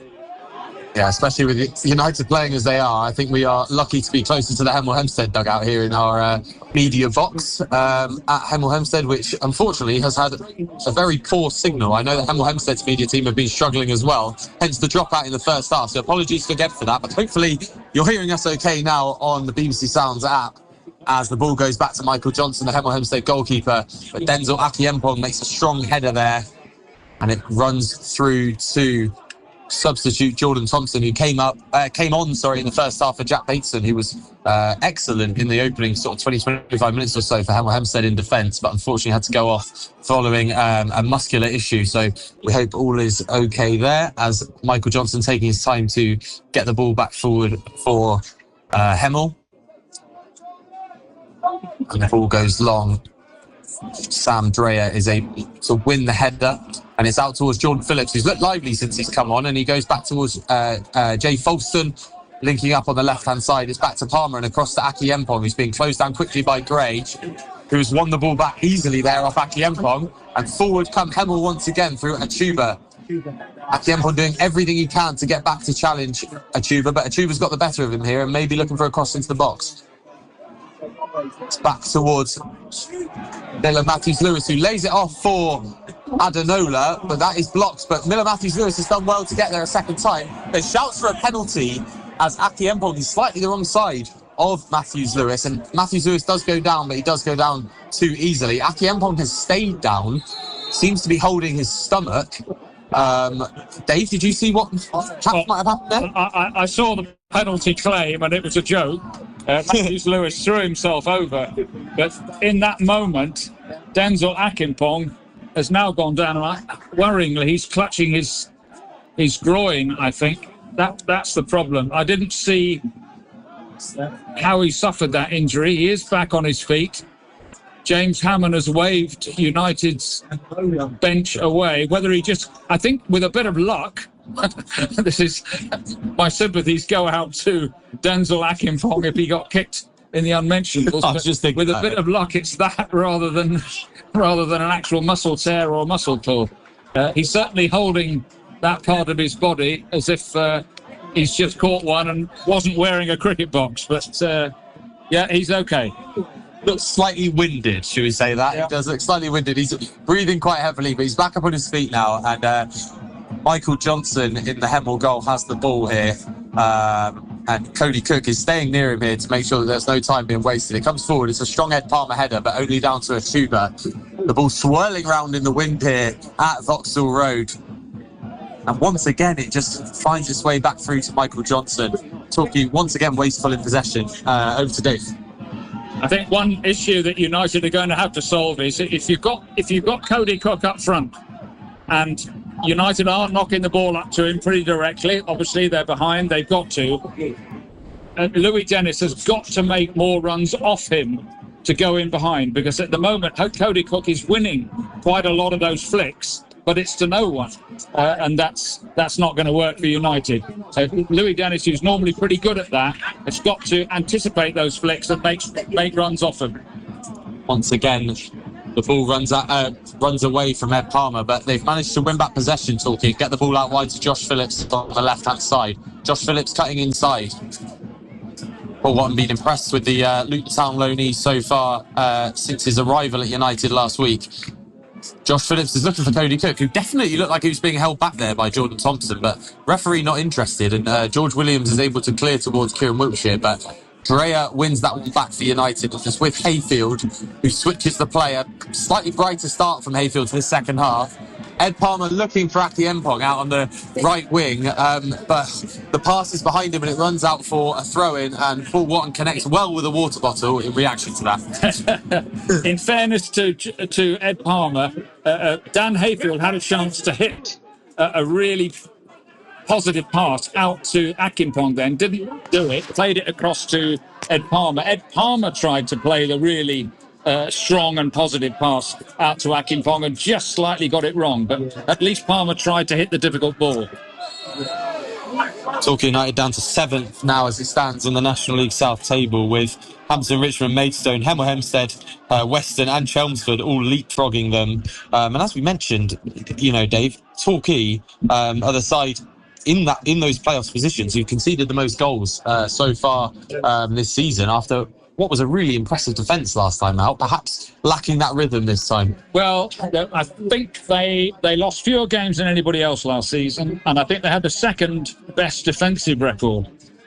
Not quite sure, we did refer to it earlier in the first half, not quite sure where that's gone this season. I'm sure United fans will have their own views on that. Torquay still have an attacking option on the bench in Jaden Crosby, who did really well to win the flick on for Ed Palmer's equaliser at Horsham, as the ball comes into the box here for Hemel Hempstead, but it's cleared away by Dreyer. Jay Folston now battling with, it looks like, George Williams on that right-hand side. But George Williams gets the best of him. Sorry, no, it is Joe White out there on the right-hand side, on the further side from where we're sat. Adenola delivers the ball back in now, but Aki Mpong with a strong header away to now George Williams on the ball. Jake Gray now flicks it on to Miller Matthews-Lewis, who crosses to Ajayi, that has a terrible first touch. Perhaps should have shot first time. And Hemel Hempstead, once again, looking dangerous in possession. Stanley will deliver this one back in towards Matthews-Lewis. But Aki Mpong once again there with the header. Adenola back in, but the wind will do the job for United of clearing that one without anyone having to touch it. And as Aki Mpong cleared the header, I think Jake Gray went in slightly late on him there. Jake Gray, Dave, with EFL experience, of course, Football League experience, and looks you know, I wouldn't say a class above, but has played very well so far this afternoon. He's had a good game, but by the way, he's still clutching his midriff. Is Denzel Akinpong. He's come on very, very strong in defence. He's a powerful header of the ball. He's still grimacing, and I don't blame him. Let's hope he can run that off and he won't cause him a major problem. But he's certainly brought a bit of steel to the right side of United's defence. Yeah, I do like Aki Mpong's kind of bravery to get on the ball as Cody Cook heads this one down to Louis Dennis. But Dennis is unable to hold on to that ball once again. Frustration for Paul Watton and Mike Edwards in the Torquay United dugout again. But Torquay have won the ball back through Dreyer after the long ball forward from Hemel Hempstead. Worthington now plays it out to Ed Palmer, and it's back with substitute Aki Mpong, who looks for the ball down the line, but it's intercepted once again by Adenola. And it's gone all the way through here towards Matthews-Lewis. The wind there nearly taking it through on goal. Torquay United able to clear through Ed Palmer towards Cody Cook. Cody Cook now knocks it down to Matt Worthington, who's looking for Dan Hayfield and finds him. It's now out with Jordan Young. Better from United. Ball's on the right wing through Jordan Young, who is cutting inside onto his favoured left foot. Not many options, really. Torquay United players standing still, and as he plays it through to Louis Dennis, it's easily cut out from Jordan Thomas. I mean, I'll come to Dave Thomas in just a second, but Matthews-Lewis has held this one up well and played it out to Jake Gray. Jake Gray on the left on the counter-attack for Hemel Hempstead. It's back into Matthews-Lewis. Once again, back out to Jake Gray. And it's back with Matthews-Lewis. 1-2s galore on that side. It's played across to Joe White. 3 goals so far this season for Hemel Hempstead, who looks for Stanley on the right-hand side. It's excellent play from Hemel Hempstead once again. Matt Worthington doesn't clear. It's back out to Joe White. Now it's with George Williams. George Williams on the right-hand side of the box, out to Joe White on the edge of the box, who plays it back out to the right-hand side to Williams. Hayfield is now able to clear up towards Cody Cook, but Cody Cook out-muscled once again by Jordan Thomas. To be honest, he was up there on his own, so it wasn't a lot he could have done, but would have liked to have seen a bit more strength there as it comes out to Adenola on the left-hand side. Hemel Hempstead once again looking in complete control. Straight through towards Jake Gray, who is able to get there ahead of Palmer. The ball's across the box towards Joe White. Unable to get a first touch. And now Josh Phillips can come forward for United. Needs to be direct here if they're going to make anything from this counter-attack. And he is fouled by Kieran Wiltshire on that left-hand side. And it's going to be a Torquay United free kick just inside the Hemel Hempstead half. Dave Thomas. Well, after that barrage of shots and near misses for United and Dan Hayfield hitting the bar, you thought and hoped that United would really turn the screw from that moment on. Give Hemel Hempstead, especially with the conditions behind them, but Hemel Hempstead have turned it round and they've come very close to a second goal, which you have a horrible feeling might well decide this match in the last few minutes. Now United have a free kick of their own inside the Hemel Hempstead half. Let's hope they can make something of this. Hemel Hempstead just looking like they're readying a couple of substitutions as well. So perhaps some Fred Schleggs from the home side as Matthew Worthington, I was about to say, takes it to Josh Phillips for this free kick. Josh Phillips looking to take on Stanley on the left-hand side. Stanley standing him up. But the ball is now into the box. Joe White gets there first for Hemel Hempstead and will look to clear. But Cody Cook's cut that one out, and it's now with Dreyer in the box. Cody Cook on the left-hand side, crosses towards Palmer. Ajayi gets there first to clear, but it's back in, and now it's with Palmer, and no one closed out Palmer from Hemel Hempstead. And at the back post, Ed Palmer, who's making a knack of scoring goals for United this season and scoring equalising goals, has once again popped up at the back post and guided a right-footed shot goalwards. It's gone into the top left-hand corner. Hemel Hempstead screaming for offside, but to be honest, they have only got themselves to blame. No one picked up Ed Palmer at the back post. It was cleared by Jordan Thompson. It came back in to the box. Ed Palmer free at the back post and scores to level this up for United. It's 65 minutes played here at Vauxhall Road. It's Hemel Hempstead 1, Torquay United 1. Completely out of the blue, really. We were just saying that United had not looked like scoring in the moments before that. Ed Palmer, when the ball came to him at the far post, couldn't really win the header. Bit of an arm wrestle, but in the end the ball came back to him while he was still stood there, having really failed to win the header, and he was there basically just to side foot it into the roof of the net and past Michael Johnson. Well, United 1-1. Well, definitely against the run of play. You must think as Hemel Hempstead again looked in complete control. There's still some shouts at the linesman from Hemel Hempstead players, but it just no one picked up Ed Palmer at the back post. As I said, it was cleared away by either Thompson or Ajayi. It was unclear who was there. And then Ed Palmer hovered at the back post. The ball came back in and he was able to guide it goalwards. And a striker's finish, you might say. We have seen Ed Palmer up front a couple of times this season, and you can see why now without finishing. Man on the spot. Man in the right place at the right time, but a little bit of concern for United. Matt Worthington has now gone down injured just outside United's own penalty area, and he looks in a fair amount of pain. I'm not quite sure what the issue is. He won the tackle, cleared the ball, and a defender came into him. It's definitely a free kick to United, but has Matt Worthington? Don't say he's also joining the United injury list. Change for Hemel Hempstead. Yeah, change for Hemel Hempstead here. Jake Gray has gone off. He's slightly limping off as well. So Darian Dowrich has come on for the Tudors. Darian Dowrich, who is a left back by trade, so we'll see if there's going to be a change of shape perhaps. Darian Dowrich, Hemel Hempstead's number 3, who was dropped to the bench after Monday's loss at Dagenham and Redbridge, is now on the left-hand side, as Torquay and Hemel both having a quick drinks break now whilst Matt Worthington is receiving some treatment. He is hobbling slightly, almost simultaneously. As Torquay United scored, Exeter City also scored. So a good minute for Devon clubs. Josh McGuinness doubling Exeter's lead at home to Peterborough, as we said in the first half, piling on the misery for the team at the bottom of League One, Peterborough United. And Exeter City silencing some pre-season critics, Dave, that said that they may be a relegation candidate this season, and not made a bad start to life in League One once again this year, as the game is about to get back underway with a rejuvenated Torquay United side, and James Hammond is going to get ready to take this free kick on the left-hand side of his own box. How many times have we said that about it for the City over the years? The Matt Worthington, I think it's a kick on his thigh, and he's going to have to try and do his best to run this off. He's back on the pitch. Very, very important moment for United. They can't afford to lose their captain. He's limping heavily, but I think it is a kick rather than anything else. We could be in dead leg territory here. It does certainly look like dead leg territory. I've had a few of them in my time, Dave, in my non-league career, and they are ones that you could sort of run off as long as they're not too bad, and Matt Worthington seems to be doing that so far, but he is limping slightly.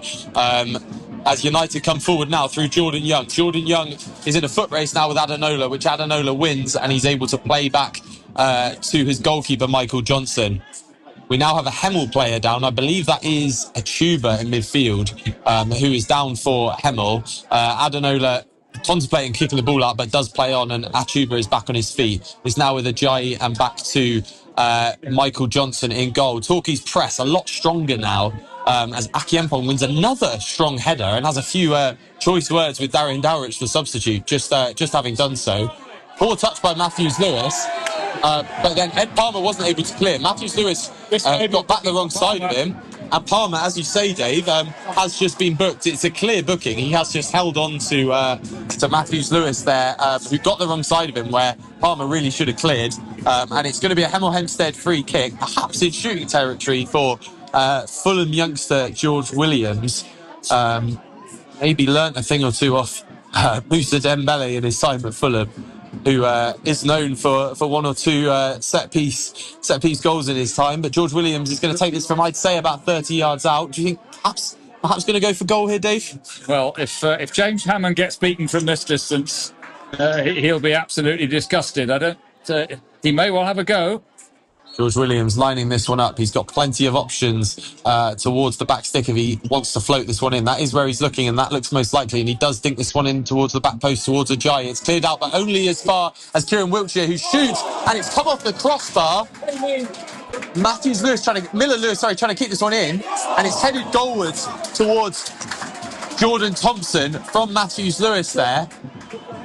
and Hammond is able to collect. I thought that might have taken a slight deflection from Kieran Wiltshire's shot off Sam Dre as it came through, but it did hit the crossbar. James Hammond was, by all intents and purposes, beaten, but the score stays at 1-1 here. But another sign that Torquay need to, even though they are playing slightly better, Dave, in these last 5 minutes, they do need to stay alert at the back there as Hemel Hempstead come forward once again with another good chance, and it's cleared forward by Michael Johnson up towards George Williams, who flicks the ball on towards Joe White, who does well, but Jay Folston comes across to clear that one. Devontae Stanley looking to throw this back in as quickly as he can, and he does towards Williams. It's back with Stanley now on the right-hand side, who looks to cross the ball towards Joe White. Joe White is there first, plays the ball across, and it's tapped in by Matthews Lewis at the back post. All of the Torquay United side are running towards the linesman here, just as Hemel Hempstead did, but I'm afraid, Dave, I think in a similar way as we said about Hemel, that once again, the marking's not been good enough, and Matthews Lewis has had an easy tap in at the back post there. They've got round the back once again, down the left-hand side of United's defence, crossed it low across the middle, and, basically, Matthews Lewis just could not miss, could he? The ball's played across there by Joe White, who did get the wrong side of, I believe it was Sam Dreyer. Then the cross across the goal mouth, so to speak. Again, no one marking for Torquay at the back post. I don't think the issue was with Matthews Lewis. What United were complaining about was whether the crosser was offside. But they immediately went over to the linesman. The linesman was emphatic that there was no offside. The referee went over to make sure that players did not abuse the linesman. Unfortunately, Matt Worthington is coming off now, and he will require treatment, and Jordan Guy is going on. So, not quite sure what that means for United's formation. I presume that United are going to 3 at the back and basically a 3-5-2 formation, but we'll see. Matthews Lewis with his second goal of the game, and his second goal since starting at Hemel Hempstead, as we said, following 9 goals last campaign for Farnborough. So making a name for himself as a fairly prolific striker in this league now. Joe White has the ball for Hemel Hempstead and is brought down as Torquay, probably slightly in frustration, too keen to try and win the ball back there, and it is Jay Folston who commits the foul. You're listening to BBC Radio Devon on the BBC Sounds app. We've played 74 minutes here now at Vauxhall Road, and it is Hemel Hempstead 2, Torquay United 1. We'll take this pause in play to bring you the National League South scores. Around 10 minutes ago as well, it did go to Exeter City 3, Peterborough United 0 in League 1. Josh McGuinness once again with another goal for Exeter City, so he's got a brace there at St James's Park now, and Exeter City cruising to victory, unlike the other two of the Devon clubs.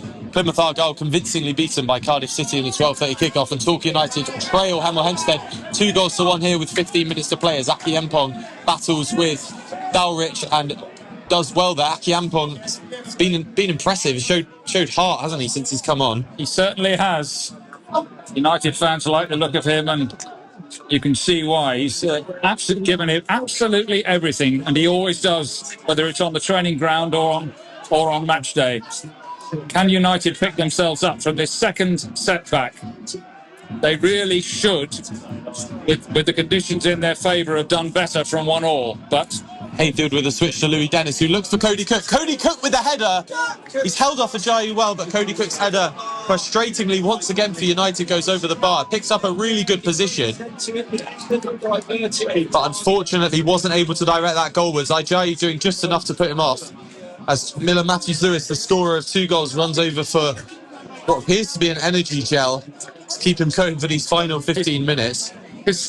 For the last 20 minutes, half an hour, his shorts look as if they are about to descend earthwards. Look at them. They're down over his backside. I'm not quite sure why he wears them like that. Yeah, his shorts are down by his knees. As we discussed that, some of the Hemel fans in front of us are finding that rather amusing. And we're not sure whether it's a fashion item or not. I was trying to work it out last week.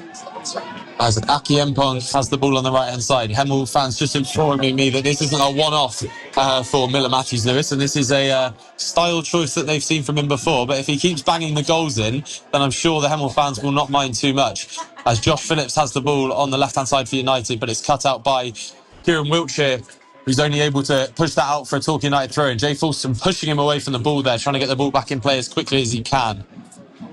Folston with a throw into Louis Dennis, and it's back to Folston, who plays it to Sam Dreyer, inside to Hayfield. This is better from United, as the ball is switched to Jordan Dyer, who looks to have taken up the centre-back position, Dave, with Palmer moving into midfield. I wasn't sure if it was going to be Dyer or Palmer in midfield, but it is it is Ed Palmer who's moved up into midfield. Goal scorer Ed Palmer once again this afternoon, as Dyer wins a big header downfield from the clearance from Hemel. It's now Dreyer's turn to win the header towards Josh Phillips. Josh Phillips has done well to get onto the ball here. He's on the edge of the box, and Trickery gets him into the box, and he's held onto the ball really well. Pushes off Adenola, showing good strength, and now crosses towards the back post. He's looking for Louis Dennis, but can't find him. Hemel able to clear, but only as far as Jordan Young. Jordan Young has the ball halfway inside the Hemel half, but tries to do too much there, and George Williams can break for Hemel. It's 3v2 now, with Dowrich coming forward as well. Aki Mpong doing his best to get back. He's got Matthews Lewis in the box, but George Williams has gone alone. Plays it to the edge of the box towards Joe White. White goes out to Stanley on the right-hand side. It comes back into Kieran Wiltshire, and it's back out to Stanley, and Hemel just slowing this one down, which they won't mind at all. You're listening to BBC Radio Devon. 78 minutes gone here at Vauxhall Road. It's Hemel Hempstead 2, Torquay United 1. Dave Thomas alongside me. Dave, big 30 minutes ahead here for United, as they're still looking for that first away win. They always finish strong, United. This isn't over yet. Overhit cross by Josh Phillips there, and it's back in the hands of Jaden Crosby waiting to come on for United. I wonder who might go off for Crosby. One more change coming for the goals, and I think Hemel are also trying to make a change. Here we go. Looks like it's going to be Cody Cook who's going to be replaced here in the 79th minute for Jaden Crosby. Jaden Crosby brought in last summer by Paul Watson from Mangotsfield of the Step 5 Hellenic League. And he comes on a strong figure, Jaden Crosby, and got some pace in behind as well. I actually do know a couple of Mangotsfield players from my own playing days, and by all intents and purposes, Crosby can be prolific in front of goal if given the chance. So hopefully he's got some time to prove it. He's an out-and-out penalty box player, very strong in and around the box. The rest of his game, obviously, is he hasn't been playing. He's never played at this level before. Paul Watson has gathered all United's players around him for an urgent little mini team talk. Crosby is a penalty box player. His job, he's scored prolific goals at Mangotsfield. We've seen glimpses of it at Plainmoor, and now this is a bit of a last throw of the dice, isn't it, by Watson, to see if he can pull a goal out from somewhere. Yeah, great to see young players coming through the football pyramid. As always, we've got Darian Darwich on a substitute for Hemel Hempstead as well, who's come through from Step 6, I believe, down in non-league, which is the 10th tier of English football for those that aren't accustomed to the step system in non-league.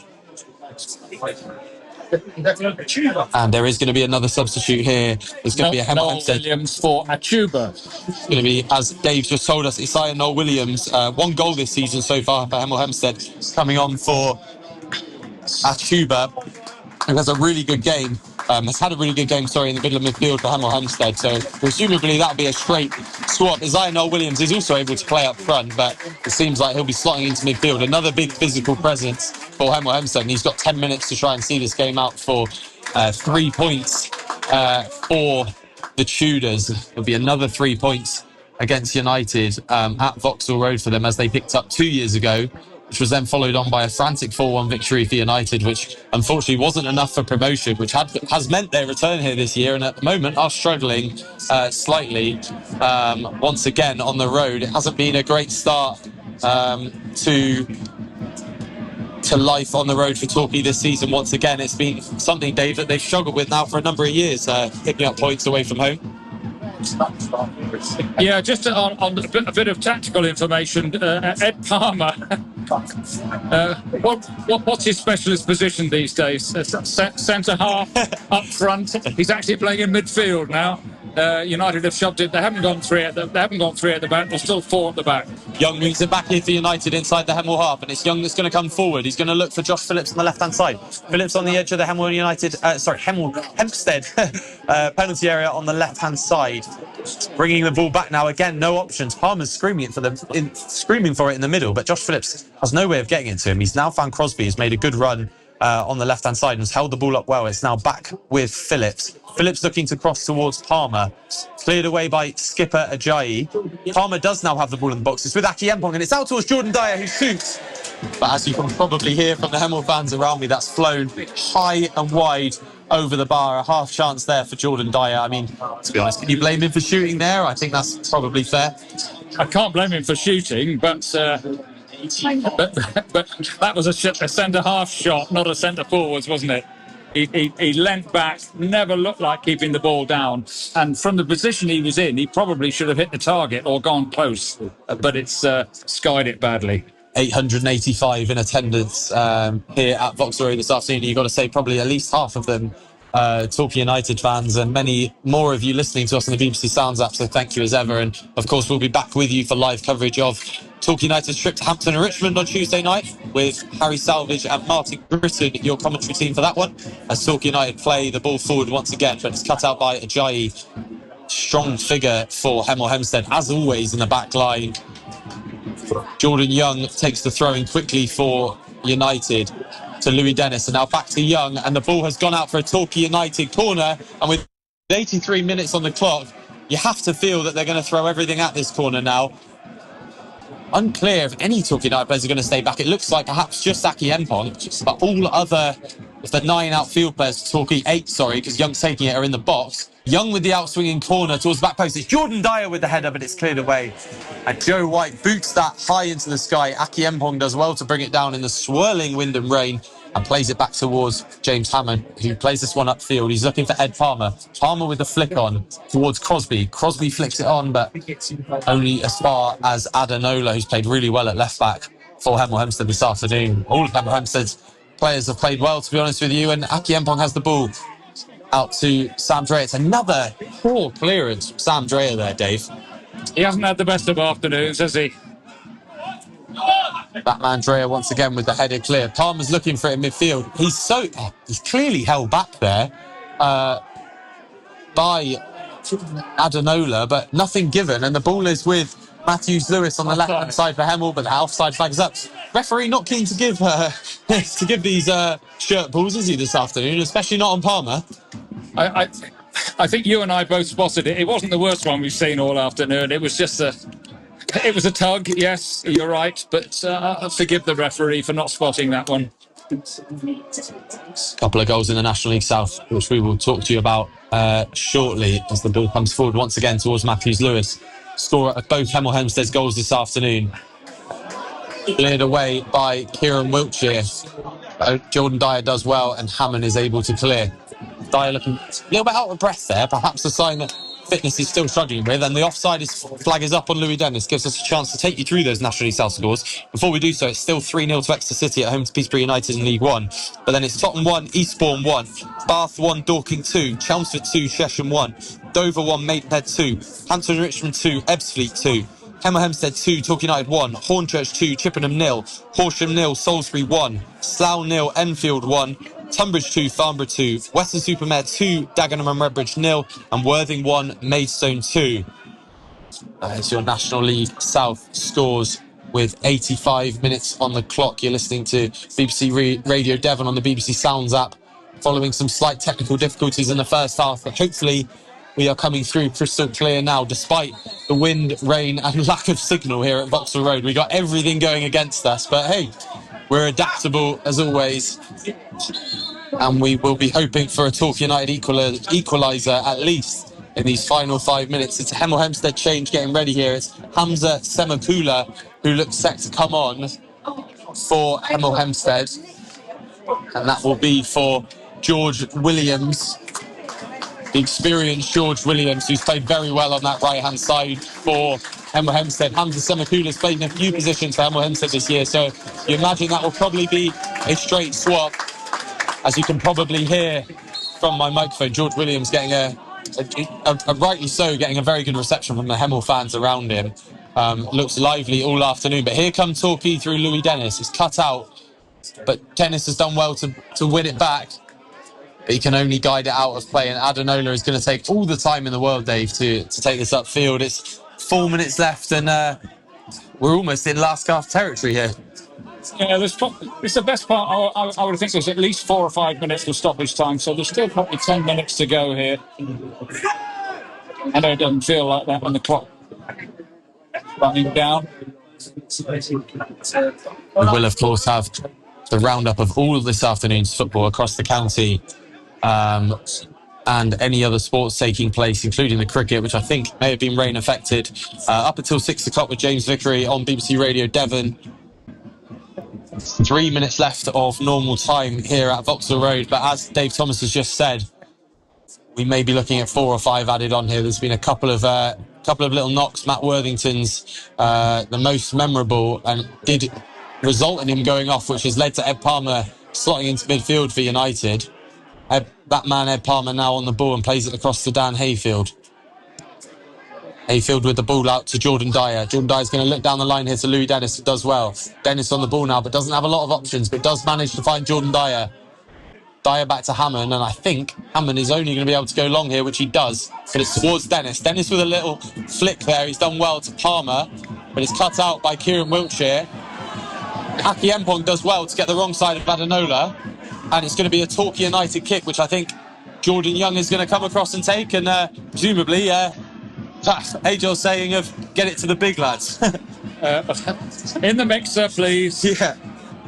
It's going to go high towards the physical presence of Ed Palmer, I believe. Oh no, it's Jay Folston. He's going to try and win the flick, and it's down into the box.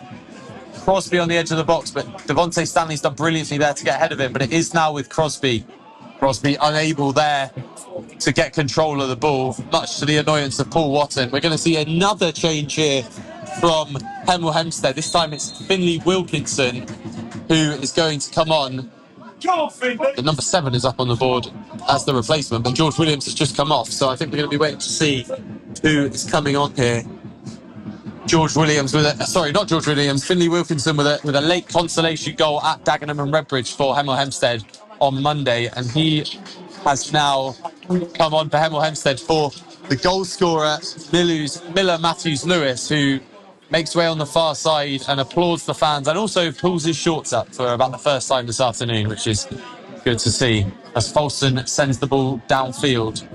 It's cut out by Jordan Thompson.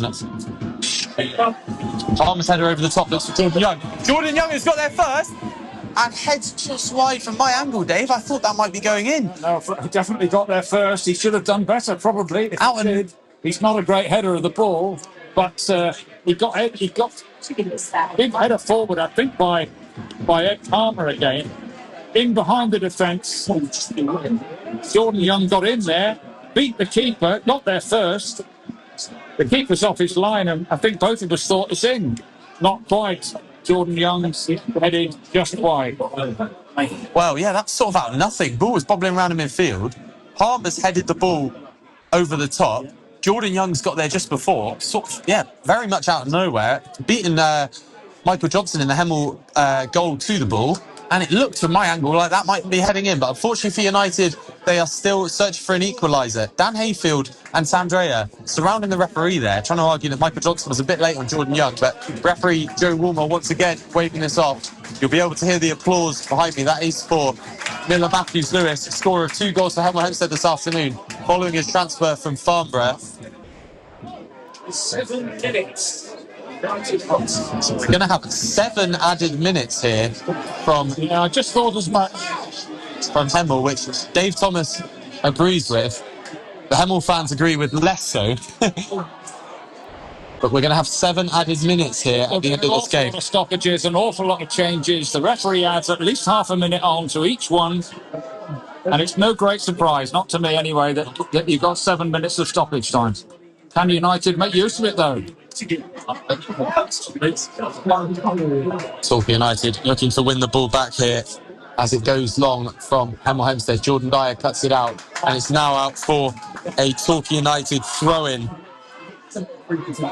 Late goal here for Farnborough, who are now 3-2 up away at Tunbridge. But apart from that, all of the National League South scores stay the same as those we ran through just a minute ago. Most of those games heading towards stoppage time now. Aki Mpong to take this throw for United on the right-hand side. It's towards Palmer, who once again is being held but nothing given. And Joe White's able to clear for Hemel. Up towards substitute Finley Wilkinson, who's in behind, but the offside flag is up. Sam Treyer will look to take this as quickly as he can. Giving it across to Hammond. And James Hammond is going to take this one and look to launch it towards the box. Dave. All or nothing now. They're throwing absolutely everybody up front. Palmer, central defenders, everyone. Ball is towards Dyer and Crosby. Crosby wins the flick on. Dennis takes it first time, but I think that has probably just run out for a goal kick. I'm not really sure what he was trying to achieve there, Dave. There was no real sight of goal. Very tame effort, wasn't it? For a moment, I thought he was going to try and do a shot on the turn before the ball had bounced. But he ended up, whether he was trying to get a touch off a defender for a corner, he ended up doing neither. And a very tame effort by Louis Dennis, who hasn't had what you call a forceful afternoon, has he? No, not at all. Perhaps still struggling for fitness slightly. I would say Louis Dennis and also Dan Hayfield making his first start this afternoon hasn't perhaps had the impact on the game he would have liked. As the ball comes forward now, Hemel Hempstead are in once again with a depleted Torquay backline, as Dave said, more players up front now, including Ed Palmer, but it's won back by Hemel Hempstead, and the ball is now with substitute Darian Dowich on the left-hand side, who's taken the ball into the corner. Two Torquay United players. It looks like Hayfield and Dyer are over there trying to win the ball back. There's a tussle in the corner, and Torquay United have won a goal kick. Ed Palmer is right up front now for Torquay. The other Devon game is also into stoppage time. Exeter City cruising to victory 3-0 there against Peterborough United. As we mentioned, Torquay United will drop down to 7th in the National League South table as it stands. Still inside those playoff places. Not that that matters much after 6 games, but it's another poor performance on the road as it stands. The ball's gone forward towards Crosby. He's flicked onto himself and done really well. I'm now out of sight due to the dugout, but he's got it back to Palmer, who does deliver towards the back post towards Phillips, but it's cleared away excellently by Devontae Stanley, who's got up and is now limping back to his position. Jordan Young looks for the early throw-in, but has now dropped the ball for Josh Phillips. United don't have much time to play with here, probably 3.5 minutes. Denzel Achipong is going over to take this. Play more regulars, won't be surprised to hear that. He's got a real big long throw on him. Can he deliver one if United can turn into a goal? Yeah. Bristow's bench, season ticket holders will have seen these throws a few times so far from that right back position this year. As Aki Mpong delivers towards Palmer. Jordan Thompson gets there first, but Jordan Young has it on the edge of the box now. His first shot's blocked, but he's still on the ball. He plays it back to United's only player back on the halfway line, which is Dan Hayfield. Hayfield is going to look for a cross, but instead goes out to Josh Phillips. He's looking for the ball on his left foot. Hayfield's played it to his right, which was the foot that was planted in the ground. Phillips unable to sort his feet out, and it's run out for a United... Hemel Hempstead throw-in. I'm just trying to work out, Dave, who perhaps might have been to blame there, but it doesn't really matter because with 2.5 minutes left now, United really looking like they're destined towards a 2-1 defeat. Staring them in the face, unfortunately. Let's face it, we've got that equaliser out of nothing. To have lost this match or to lose this game, they haven't lost it yet, to lose this game after equalising, downhill and with the weather behind them, to lose it, very disappointing. Dowich with the throw for Hemel, which is headed back into midfield by Jordan Dyer. It's now a game of head tennis in midfield from both teams. Ajayi wins it back for Hemel. He's been brilliant all afternoon. And the Hemel Hempstead skipper once again. United aren't strangers to good performances from Ajayi against them. We've seen this before from the Hemel Hempstead skipper. The ball's with Jordan Young in midfield, who looks for Josh Phillips out on the left-hand side, but is unable to find him, and it's back with Stanley. We're into the final 2 minutes of play here at Vauxhall Road on BBC Radio Devon, on the BBC Sounds app. We will, of course, have reaction from Paul Watton and also some of Torquay United supporters after the game, as well as the thoughts of Dave Thomas, our summarising this afternoon. Dave, as we come into the last 90 seconds, is it worth me asking you if a United player stood out? Nothing now for United. Hey, Palmer, on the edge. Palmer picks the ball up in midfield, aims for a volley, but once again, it's a tame shot. Dave, any players kind of stood out for you? I'd say for me, Aki Mpong is the only really shining light since he's come on. He's been everywhere down that right-hand side. But apart from that, I'm really struggling to pick anyone out that's kind of leaving today with any sort of credit. Maybe Palmer, could you say? Yes, Palmer done okay, but in the time he's been on the pitch, Denzel Akipong would certainly be up there for me. Plenty of United players have tried. It's not been all right. You can always try, and you can always try a bit harder, can't you? But certainly, United have not covered themselves in glory this afternoon. 30 seconds to play here, and with the ball up inside the Torquay United half, it's unclear to see whether Torquay will even get another chance to deliver the ball into the box. A double from Miller Matthews-Lewis. At the moment, the difference between the two sides, despite Ed Palmer's equaliser, the ball is with Aki Mpong on the right-hand side. It's one last chance here for United. Aki Mpong delivers the ball towards the front post. Michael Johnson collects that, and the full-time whistle is going to go here. And you can hear the cheers all around me here at Vauxhall Road. It's another poor performance on the road for Torquay United. What a performance that was, is what Lee Allenson says as he walks past the commentary box with some of the Hemel Hempstead media team, and he will go home absolutely delighted. It's 3 points for Hemel Hempstead, which take them above Torquay United, but Dave, much to ponder for Paul Watton's side, as once again they have struggled on their travels to pick up any points. I wouldn't disagree with any of that. I think Hemel Hempstead, on the balance of play, even though United came back at them in the second half a bit, deserved to win this match. They, in every department, they were better than United, and that's a really disappointing thing to have to say. United have looked so good and so entertaining at home, but they just haven't cracked it away from home that day. And almost one of the biggest worries now is that on top of the injury problems which they already had coming into this match, they only had 6 substitutes and only 2 midfield players, specialist midfield players. They've now lost Matt Worthington, who is limping across the pitch. And I think it's highly unlikely that he will be fit for Tuesday's game at Hampton and Richmond, which now looks an even tougher prospect. United simply weren't good enough going forward. Cody Cook tried his heart out as usual up front, but there was just nothing coming off him. United, and on the odd occasions when he did win flick-ons, United weren't reading it. Whereas Hemel Hempstead played better football, I thought. They got the ball down. They exposed United mainly down the left side of United's defence, certainly in the first half. And you can't argue with the fact that they deserve to win. They've stepped up on last year, lots of new signings. They're big and strong in all the right places, just like Maidstone were when they drew with United a couple of weeks ago.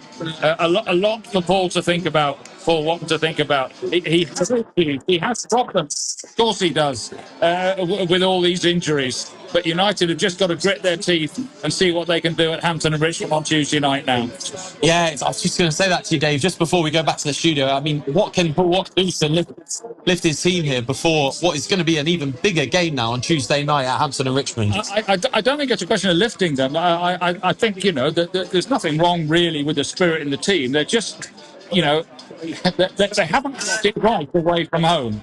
It's a question of what he comes up with in terms of selection. He's running ever shorter of options, and that's the big issue. Well, it's finished here at Vauxhall Road. Torquay United 1, Hemel Hempstead 2. A double from Miller Matthews-Lewis to Hemel Hempstead. Ed Palmer did briefly get Torquay United back in the game with an equaliser, but it's finished Hemel Hempstead 2, Torquay United 1 here at Vauxhall Road. You are listening to BBC Radio Devon Sport. This is James Vickery with you. We're coming up to 5 o'clock tonight. Reaction to all of our games to come after 5 o'clock. Victory today. Good win. Brilliant win for City this afternoon. 3-0 at home against Peterborough United. But Torquay United on their travels, not travelling well today against Hemel Hempstead Town. They've lost by 2-1.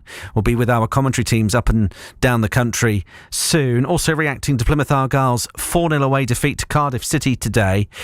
Just looking at some of the scorelines coming into us as well. Truro City, their first win in National League. They've beaten Boston United by 3-0 at the Truro City Stadium this afternoon. Notts County with the win on their travels at Tranmere by 1-0 in League Two.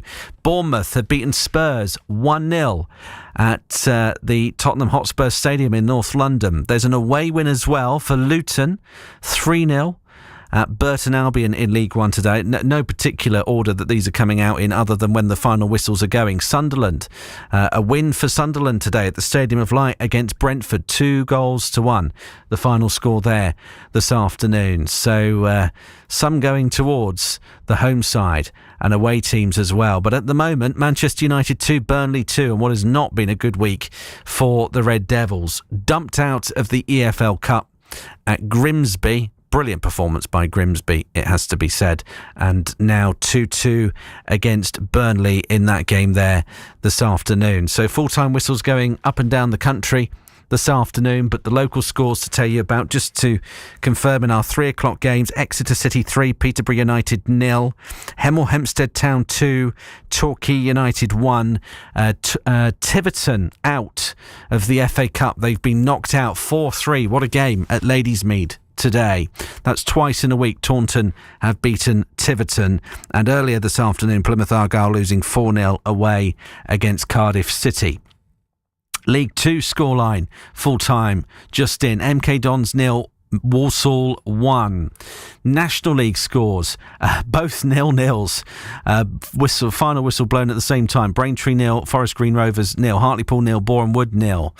Barnsley have beaten Huddersfield in League One by 3-1. That's a big win in the Yorkshire derby there, as South Yorkshire takes on West Yorkshire at Oakwell. Stevenage win again in League One, marching on at the top of the table against Wickham, a side that have had a very difficult start to the season, and a win for Reading over Port Vale as well by 1-0. So those scorelines still coming into us here at BBC Radio Devon. Yeovil have lost away 3-2 at Halifax. I think Yeovil were 2-0 up in that game as well.